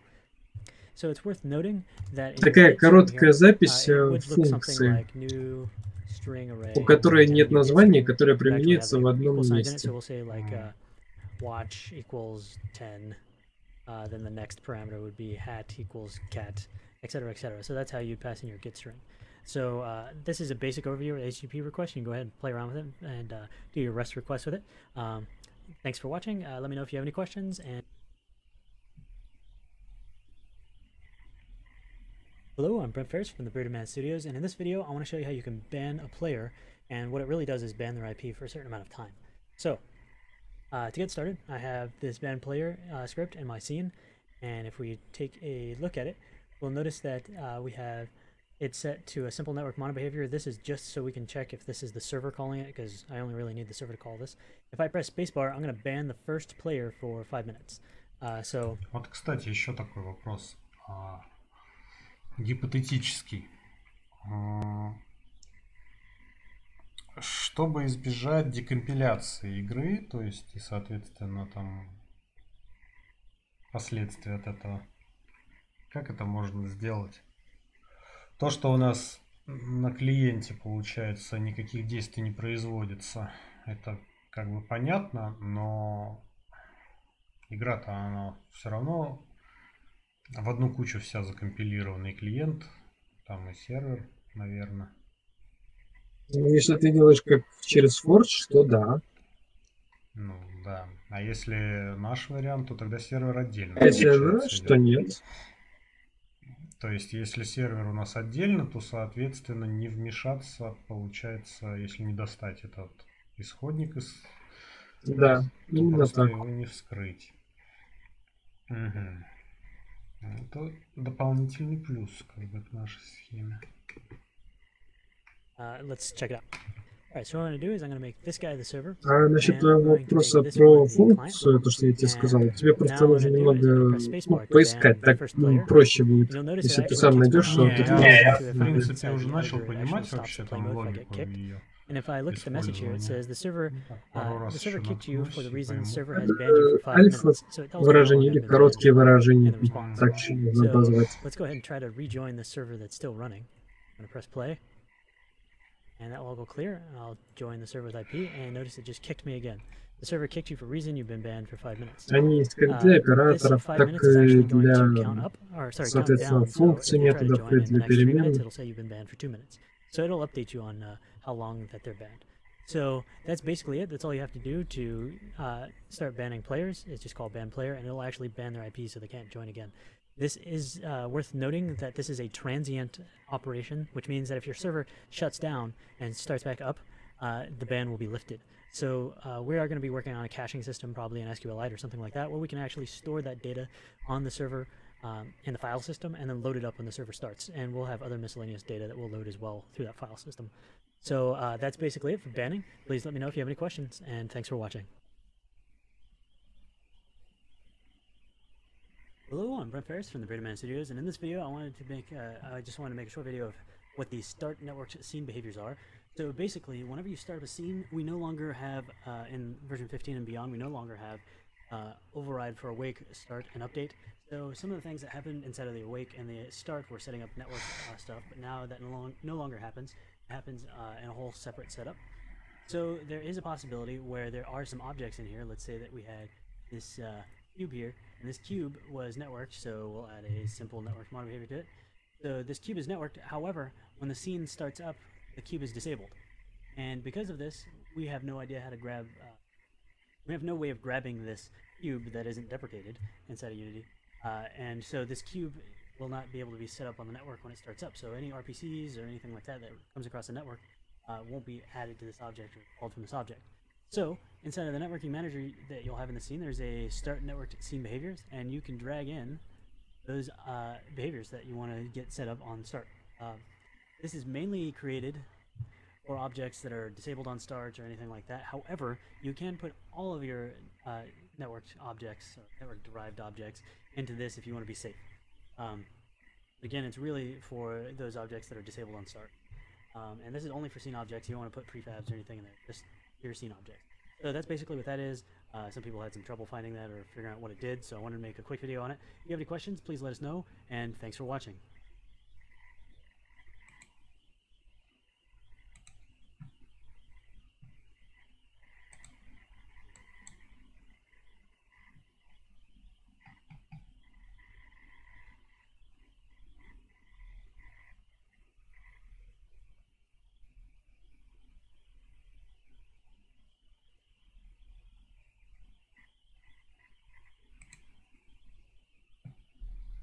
Hello, I'm Brent Ferris from the Privateers.Life Studios, and I just want to show you how you can send us some feature and bug reports.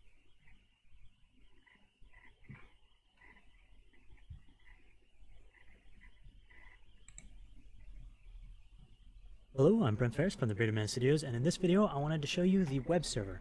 So I'm going to start by just showing you an overview, and then I'll have some... Похоже, отдельный сервер. Вот как раз об этом целый плейлист у него. Other videos on how to extend it and do whatever you want. So basically, a web server is a way for you to interact with the server remotely, and you can do this by going to the web page of the server and passing in the port number.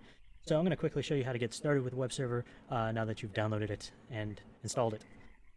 So I'm actually going to get rid of that guy out of the scene and show you how it is from scratch. So from scratch, you're going to go to Tools, Forge Networking, Web Server. Веб-сервер это то же самое, что у нас в альфе If you look in сделано there, it's going to have a port number of 15940 by с авторизацией. So what we can do is basically once we start playing, it's going to create a web server for us that we can go to on our web browser. Any web browser will do. So if I press play and I host a server, and I'm just going to move over here, I then can go over here and go to the IP address of my web server, 127.0.0.1, which is my local host. If you're hosting this on the internet, on a cloud web server, you'd put in that IP address, and then you're going to put in the port number, 15940, the port number that we saw inside of the Unity editor. So let's make sure I type that right, 127.0.0.1, 15940. So here we are on the web server, and it's not very beautiful right now. We're going to make it look pretty as time goes on, but you'll notice that it has some statistics. It has a start time of when the server started. It has a runtime. If I refresh, that runtime will go up. It has a bandwidth in count and a bandwidth out. And then if you go to the commands area, you can actually input some commands that affect the server, and we'll see this in action soon enough. So you can type out help, first of all, which will give you a list of commands that you can do by default. We'll also have video tutorials on how to extend these commands and add your own commands into the system. And since this web server is running directly on top of the server that is hosting the game, you have access to every variable that is public, you have access to every player, you have access to pretty much everything, and you are able to manipulate the entire server from this web portal.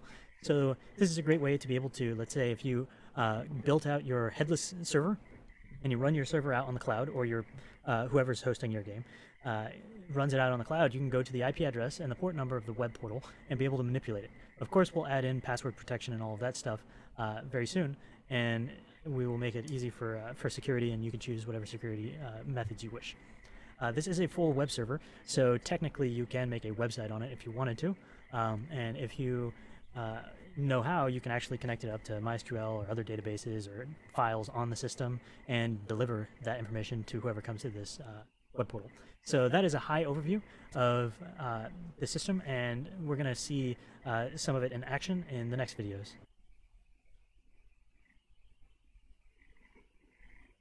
Hello, I'm Brent Ferris from the Privateers.Life Studios, and in this video I wanted to show you how you can get the web server working with clients connecting and how to use the actual command tool inside of the web browser. So what I'll do is go to Tools, Forge Networking, Web Server, which will create our web server here. I have a client over here on my other monitor, which I'm just going to control over there. And so let's press play. I'm going to hit host, which is going to actually start the actual game server and the web server. There we are. Now it's up and running, and we can see the time changing. And now I will press join with my client, so that my client spawns in. And if I refresh the page, you'll see that the player count went up to 1. And the reason the bandwidth in and bandwidth out are not updating is because we don't actually have the checkbox for checking the bandwidth on, and that's easy to turn on. So now I will just close out the client so it disconnects, and if I refresh, you'll notice the player count returns back to 0. So to turn on the bandwidth in and bandwidth out, it's pretty simple from our example scene. If you go to the canvas and turn on show bandwidth, and if you want to know how to do this in your own code, if you're not using this start game menu, you can go to the start game script and see what happens with this show bandwidth checkbox, and do the same thing through your code. I'm going to build out another client, and we'll see the bandwidth in and out changing. Alright, so I have my client built out on my second monitor again. I'm going to host the server here, and now you can see those calculations are showing. And if I refresh, we'll see that the counter is going up and the start time changed. So now I'm going to hit join over here with my with my client. And if I refresh, you'll see that the player count is going up, and so is that the bandwidth in and bandwidth out is counting up. Now, inside of the commands section, we can see our lovely command box here, and if we have no idea what to do, we can type in help. we type in that, you'll see that it'll list out all of the commands that we currently have. We'll be adding to this, and I'll also have a video tutorial showing you how you can add to it your own custom commands. Again, the command window actually has access to everything in the server, every variable that's actually in the game right now and on the server running, you have access to. So you can do pretty much anything you want through this command prompt. So let's go ahead and kick our player. So if we look up here, we have kick, which kicks a specified player. It has two parameters, the numerical ID of the client and the message to send to the client whenever they get kicked. Here's an example, kick 1, teleporting everywhere. So I'm going to bring my client over here so we can see him disconnect. And I will type in kick, and I know this is player 1 because it just increments, and I'll say for no reason. When I do that, the player will be kicked from the game and is no longer on the server. So we have actually kicked the player and they have left. If we come over here and refresh, we'll see that that has been reflected. So there's a few other commands in here. You can ban players, show time, you can destroy all things, and you can even spawn objects. So we have the maximum zombies here on the scene. So I'm going to spawn a new zombie. I'm going to say spawn zombie. And this actually will work with the networking manager, and it'll find this object and spawn it on the network, if it's a network object. So there we go. If I run it, you saw that the zombie spawned and ran over to my character. And if I wanted to, I could destroy all zombies. So here's all these zombies. I'm going to just say destroy all forge zombie. And this is the actual script name. So the script that's attached to these guys on the networking script that's attached to them is called forge zombie. So if I say destroy all forge zombie, you'll notice that they'll all be destroyed off the network. Very last tidbit to take note of is each time you run a command, it will show you the time you ran it, and it'll also append it to the top. So it'll prepend it to this box. So if I typed in time, you'll notice that the message actually is at the top, so you don't have to keep scrolling down. So that's it for this video. In the next few videos, we'll show you how to extend these commands to add your own. We'll show you how you can edit the HTML. Hello, I'm Brent Ferris from the Privateers.Life Studios, and in this video I want to show you how you can actually edit the HTML of the web server pages. So we have a few pages by default. If you look inside of the Forge Networking web server, resources, www, HTML, we have a couple pages here. So we have a 404. This is a page for when we go to the server and we go to a page that doesn't exist. It'll print out whatever's inside of the 404. We have a command, which is actually the command window where we were typing in our commands to execute on the server. And we have an index, and the index is the home page, the one that was showing the statistics for the server. And lastly, we have this help, which we're not even using right now, but it's an example of how you can just create another web page. So to start up, all I'm going to do is I'm just going to fire up a server so that one is running. And if I go to the index page, you'll notice that we have this fancy hello world. We have the navigation, and we have the statistics here that is being printed out. So that's actually done inside of this index page. So the name of this page is index, and we can see index here. That is actually gathering this page. So if we went to a page that doesn't exist, like pickles, you'll see page not found 404, which is this page actually being rendered. So let's check out some of the HTML. So when we look at this HTML, this is the 404 page, you can see that it says page not found 404. If you've worked with HTML or any kind of website, you'll know that we can just directly edit this in order to change what it says on the website. So we can say here, no page found, and we can save this and then restart our server. So back over here, we'll turn off our server and restart it. As of right now, these pages are cached, so that because they're in the resources directory and it's a multi-threaded system, we will be adding it in. We will be extending the system so that the files will live outside of resources in a directory, and it'll read the files directly. That way, you can change the files and see the changes at runtime if you wish. So I'm going to start up another server. And now if we go to this pickles directory, we'll see no page found. So it has been updated from the HTML. And that's how we can actually change how it looks. So if we look at another one of these, like the index page, we'll see it's a little bit more complicated. We have a title here. We have our hello world. We have our navigation. And then we have our table. And our table has a few of these strange looking things here, which we'll talk about in another video. But just know that these strange looking things is basically a way for us to inject data into the web page from the actual game server. So of course we can edit any of these, and it'll change as we saw on the actual web server. So let's go back to the index page. You can go to the index page by typing index to get there, or you can just go to the root directory, and index will be the page that gets pulled. So let's change players count to player count, just because this looks weird with the S there. So I'm going to stop my server here, just to make it easy. Jump over here and change this from players to player count. Save that. And I'm going to jump and start up my web server again. refresh my page, and you'll see now it says player count instead of players count. So that's the easiest way to be able to manipulate this web page. Now, I want to show the commands window just to show how we can actually use external libraries and other things and more complex features inside of our HTML system. So if we look at the command window, you'll notice that we have our normal metadata, all that stuff, and we actually use an external plugin. We grab jQuery in here. So you can actually grab JavaScript from other servers and pull it in, just like any other web page. We have our JavaScript functions here, and we have our send command function, which actually does a in execution in a command controller, which we'll talk about in another video as well.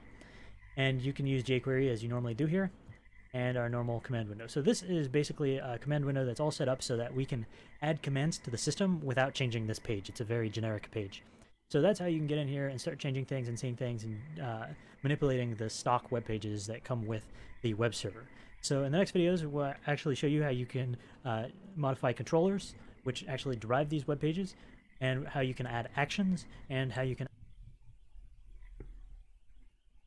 Hello, I'm Brent Ferris from the Breederman Studios, and what I want to show in this one are page controllers. So controllers is much like what you would find in MVC, which is Model View Controller, and this is a standard in web development. So what we have here inside of the Forge Networking web server, inside of the scripts controllers, we can see that we actually have controllers here. And these controllers correspond to the page that they work with. So notice that the page for the command console is CMD. So if you look over here, we have a CMD controller. And of course, we have an index. So index page. Oh, well, it's not running. So let's run our server just so it loads the page. Server. So there we are. And we have our index page all loaded up here. So I want to show you what the index page controller looks like. And the index page controller is in C#. So in this controller, we have a few things. We have our constructor to set up our data, which also sets up our bandwidth logic. And then we have two functions here. And the two functions actually play a specific role. These are clone functions right now. I just have them laid up so you can show the difference between the two. So this first function, render, will always be called. And render actually takes the HTML and renders the page. Any other function that is public and returns a string, like players, would be an action. And an action is an easy way to go to a controller and have a different behavior on it. So let's say, for example, that we have this start time variable here. And what we're going to do, or let's go with this runtime. So let's take this runtime variable here. Now, I'm going to talk about these variables in another video, but I just want to show that what actions are inside of controllers. I'm going to take that, and I'm going to put that at the top of render. And I'm also going to put it at the top of player. So when we call render, we'll show the simulated server time, and when we call player, I'm going to write out, haha, I'm a player. And both of these functions are not called. Only one function is going to be called from this controller, other than the constructor and the functions you explicitly call. So if we call render, players isn't going to be called, and if we call players, render is not going to be called. So let's check out what we've done here.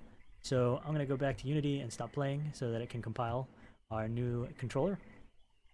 Now when I start playing, and let's start up our server, you'll notice that the index is the same. However, if I put a slash at the end and type players, which is the exact name of that function that we added, you'll notice that it does different behavior on the same page. Now it says runtime, haha, I'm a player, rather than saying what the current simulated time is.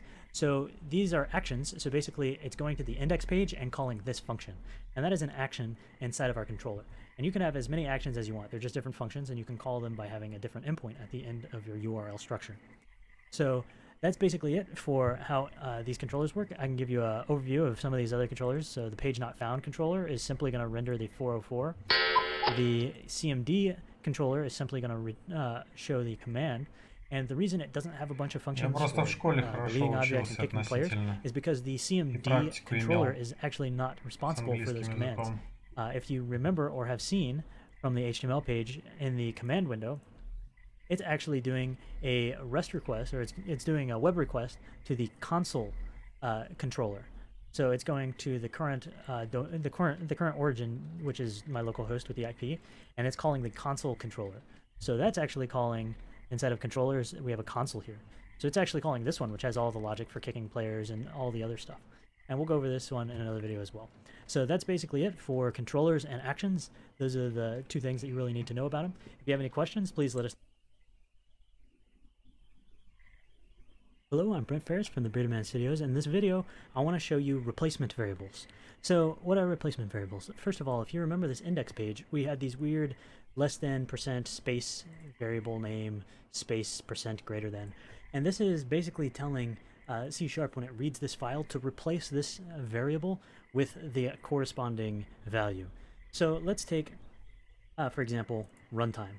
So if we go into the index controller, because this is the index HTML page, we'll find that there's a runtime string here followed by a function that will get called to replace the text with. So if we look at the data inside of there, we have the networking manager instance simulated server time to string.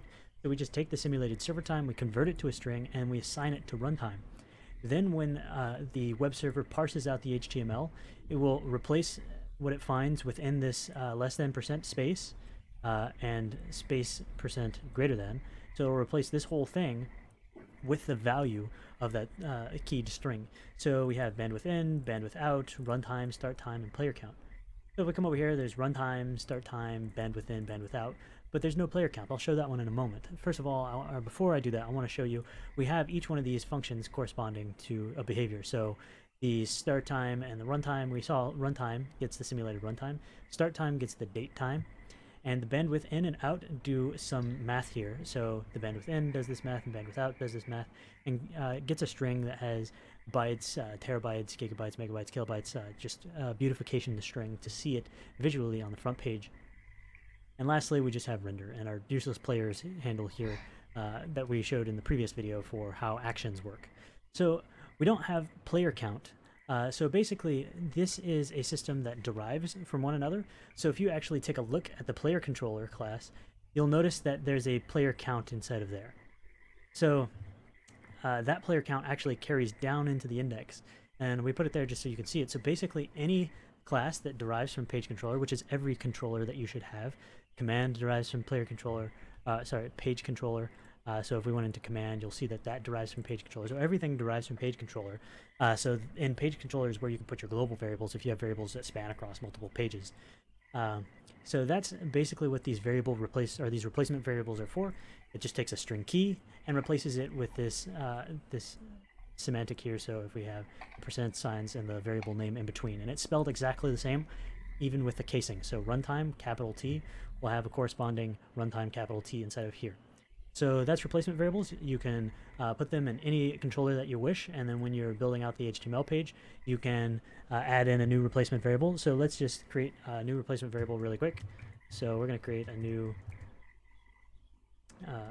row, and we're going to say test, and we're going to put in a replacement variable, and we'll call it name. So now that we have that, we're going to go back to the index controller, and I'm going to say variables.add. And of course you can use a lambda expression for this, but we'll just use a function, get name, and let's create the function private string get name, return Brent Ferris. So now let's jump back over to our server and let's restart it. So let's start it up here, host. If I come over here and refresh, you'll see now we have test, and Brent Ferris is the replacement variable that gets replaced into there. So the name, just to reiterate, is being parsed out here. And that's how it's getting translated to the web page. So those are replacement variables. In the next video, we'll show you how to add commands to the command window. So when you type in a command, it executes an action on the server. I'll show you how to do that. So if you have any questions, please let us know, and thanks for watching. Hello, I'm Brent Ferris from the Bearded Man Studios, and in this video I want to show you how to be able to update the commands that you can put inside of the command window. So I'm going to start up the server just to see a command in action. There's the server. I'm going to go to the commands view, and I'm going to type in, let's say help, and I'm going to type in time. So let's type in time. You see that this prints out since start a float, the date time here, and then the universal time code here. So where is this happening? This is actually happening inside of the console.cs. So if you don't know where that is, right here, console.cs, you can open that up and see it. So I'm going to scroll down to the time function. So this right here is all we care about. So we have time, string args Нет, here, практика, and если then он we будет have общаться с add data англичанами since или it's starting, американцами. Это and then the server однозначно, time, да, но daytime. So если this is нет a такой string we saw print возможности out. пообщаться, So there's a couple то things to note about this лучше видео specific command. смотреть. А что First, там there's a будет help info. The help info за is actually тематика what is видео, не printed так out уж whenever we важно. type help. C-Sharp So это whenever you просто add два в a new одном function here, получается. you can add a help Ну, info, and then whenever скажи, you type help, все-таки it will C-Sharp automatically be это printed out технический to the язык, help а function. не... So you see, Ну it вот says, чё, it вот он shows сейчас, time вот этот slice, so we чел, start что нам null and time. рассказывает, там So if we went over 10% here and look, максимум we have технических time here, каких-то and we терминов. have the message Все printed out остальное there, and since there разговорный are no английский parameters, it обычно. just goes straight to the example. And that's where we saw Поэтому- no Это потому, parameters что of это не parameter. по C-Sharp видео. So let's go Я не about making говорю our own конкретно про function это and видео. doing Предыдущий Unity-specific ровно та же behavior самая on that история. function and seeing how we can set it up. So we're going to make an echo command where we can say echo and then type in a string and it'll print it out. 1 to the console window and 2, it'll debug it inside of Unity. So what we're going to do is Это first, еще и от let's go down человека to the bottom зависит. and let's jump back to Unity and stop our server. And let's create our own function. So let's get some space here. And let's do a public string and we'll call it echo. And it's going to take in a params string array args. So you can just look at these other ones and it's basically going to have the same setup. Okay, so let's basically what we're doing is we're taking arguments and we're printing them out. And there's only one argument, which is a string. So we're going to say if args.length is not equal to 1, which means there are no arguments or there are too many arguments, we're going to print out an error. And if we scroll up, we can see that there's actually a function for this, return error. So we're going to say return error, and then we're going to put in the error message. There needs to be exactly one argument for this command. Now that we've gotten that out of the way, we know that there's one argument. We can go ahead and go to printing it out. So first, we're going to do a debug log inside of Unity. So we're going to do Unity engine.debug log. Echo args1 or 0 from Ну тут C-Sharp web с server. And then HTML we're also going to make еще что-то. a response to the actual command window on the web page. So we're going to add data. And we can actually just print out the same exact thing. It's copy this, paste it, and then we're going to do a return render, which is just going to return the render function. We're just going to print it out. Now the reason we have add data and error is because this is actually not a web page. It is a page that sends JSON back. So when we say add data, we're actually adding a JSON object to be sent back to the client. And add data takes, it has an override, so this version is a string, which will turn a key called message. It will be returned back as part of the data, and we can see that if you check out the command HTML. В смысле то, что он And there's Unity also a Engine, там second точка, one that debug takes in a log string пишет. key and the JSON data value, so you can pass back Там numbers or whatever you want, and you какая-то can add история с tons of этим data связана. to be sent back if needed. And we can go over that in an advanced tutorial if you guys want. So we're simply just going to print out this to the server, and we're going to make Unity debug message out. So the last thing that we need is our help Он, info. наверное, So using when we type просто in не help, использует там so Unity we're going Engine. to do help info, and the first argument is going to be the description. This will print a generic string to the console. Я не обратил and to внимания просто Unity наверху там, как у него console. написано. We'll call this command window. And Unity console. The next one is an array of strings for the parameters, so it's going to be a new string. And Но он inside here, we're встроенный, going не to say, we're встроенный, going to но give он a все равно description должен быть about the юзер string, подключен or about the наверху, arguments. в начале So there's only one скрипта. argument, but if there were multiple arguments, you would separate them by comma. So this is А если там этого arg1, не написано, то понятно, что он не будет this is работать. arg2. That's how you'd separate them. But we only have one, so let's stick to the one. And we're gonna write a description about this argument. And really, it's just a string that's going to be echoed out. And then so we'll do that. String that will be echoed out. And the last argument is an example. So we're going to say the example is going to be Да любая echo, практика лучше, and then чем let's ее put our quotes. отсутствие, в принципе. Hello world. Now we have finished our setup for our custom command. Можешь So if we jump несколько back вариантов into попробовать, а потом We can actually оценишь, start seeing our command in action. что I'm going to более press play. эффективно получается. I'm going to host. And now, let's clear out our log. I'm going to go to the commands window, and I'm going to type in help. you'll notice that if I scroll down, there's a new echo, and it says this will print a generic message to the command console, and it has a list of parameters. The first parameter is going to be string that will be echoed out. Here's an example, echo hello world. So we're going to do that. Echo hello world. So if we look, it got printed out inside of the Unity debug console, so hello world from web server. And if we go to the top here, we can see that we have an echo hello world from web server. So it got printed to both places as we coded it. As a last bit of information, from here you can actually access anything within your entire server that you're able to access normally. So for example, if I wanted to get anything about the server information, I could by doing networking.primary socket, and then I can get whatever I want. I can get stuff like me, and I can get my IP address and print that if I wanted to. And since this is the server, I can do primary socket players, and I can loop through the list of players and print out each one of their IP addresses. So players 0.IP, of course I do this in a for loop, and I can print out all my players' IPs, so I can have maybe echo command that prints out all my list of players and all their IDs and any other information about them. So that's how you can actually create your own custom command. So if you have any questions, please let us know, and we'll be happy to help you. So да у меня ускорено еще просто на 25%. Это не просто он там такой. From the Birdman Studios, and in this video, I want to show you how you can create your own page within the web pages that you have inside of the web server. So we're going to make an about page where we can print out information about maybe our game or our company or anything like that. So let's start off by creating an HTML page. So what I'm going to do is I'm going to make it simple, and I am just going to duplicate the 404 page because it's our simplest page. So I'm going to duplicate it, and I named it 405. I'm going to terrible freeway. I'm going to name it about, and open that guy up. So inside of the about page, let's say Bearded Man Studios Inc. And let's do a little paragraph. The creators of HTML. Email us at Custom controller support at Bearded Man Studios. And there we go. So that's going to be our web page. It's just going to be about. So if we jump back into Unity, you'll notice that if we start the server and we go to about, it does a no page found, and that's because we don't have a controller for this page. There needs to be something that drives this page to be rendered rather than just going to the page name.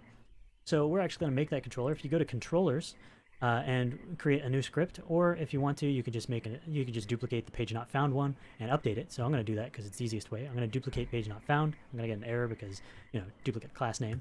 I'll call this about, and let's open it up. So let's change this page not found to about. Now I'm going to save it and load up Unity so it can compile it. First, I need to make sure the constructor changes its name as well. And then I go to Unity and compile it. So now that our page has been compiled, we can come back. Потому что это мультиплеер сейчас идет. And I would like to note that the about does not have to be named exactly the same as the about.html. Написано же в названии, по идее. By the power of video, I have restarted Visual Studio, because I needed video powers in order to be able to do it. So, as I was saying, the about.cs, the class, the controller for about, does not need to be the same name as about. I could have called this pickles if I wanted to. And this can still be named about. The key concept here is the render function and the present HTML. Instead of presenting 404, we're going to present about. And if this about.html was called pickles.html, we would present pickles here. We do not need to write the extension HTML. It already understands that. So let's go over here. Let's check it out. I'll let this compile. And now let's run our web server. Now if we go to about, it's going to load up that page we created. Bearded Man Studios Inc., the creator of Forge Networking. Email us at support@beardedmanstudios.com. So of course the name of the controller is what's important. So this about corresponds to this about, and upper and lowercase doesn't matter in this case, this particular case, at least for the first letter. So the convention is that you just make it uppercase on each word, like Pascal. So what we want to do is basically, if we wanted to, we can actually change this controller name just to show you that the controller does not have to be named the same as the HTML. So I'm going to change this to about us, and of course I'm going to have to change the this stuff.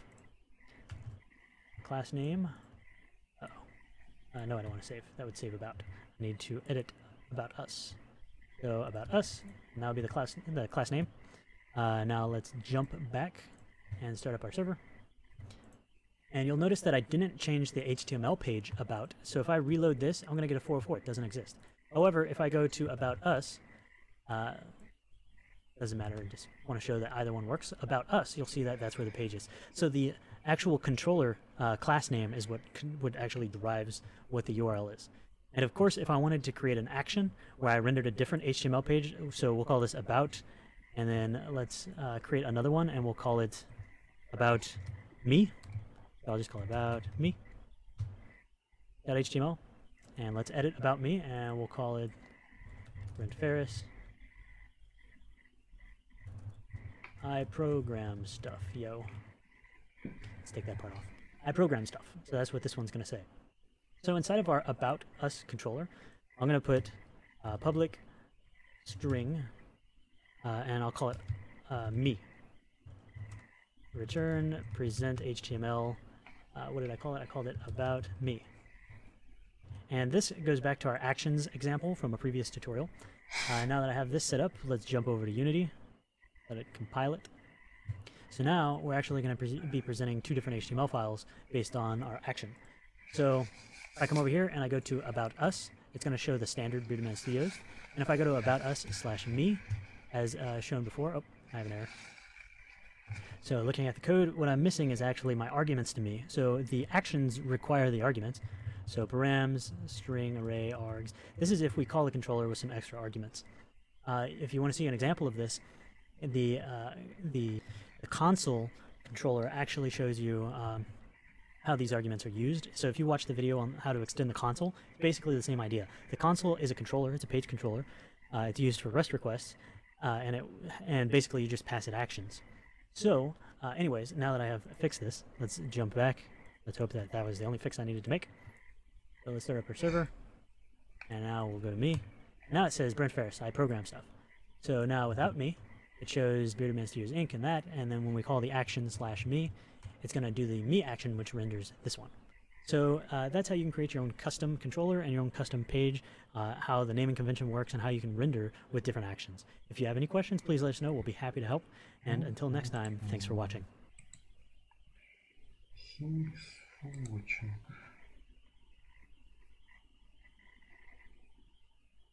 Ну, тут 9 видео я уже сегодня не осилю. Думаю, надо на сегодня уже прерваться, а то я примерно час уже тут засыпаю. В фоновом режиме. Уже полночь. Да. Думаю, завтра продолжим. Чтобы не допускать нам таких перерывов недельных. Не, ну, как бы посмотреть даже просто вот эти видео, которые у него есть. Потом осознать это, и уже как-то полегче будет понимать какие-то связи. Поэтому, в принципе, полезно. Ладно, всем спокойной ночи. Кто не подписан, подпишитесь, поставьте лайк. До завтра. Пока.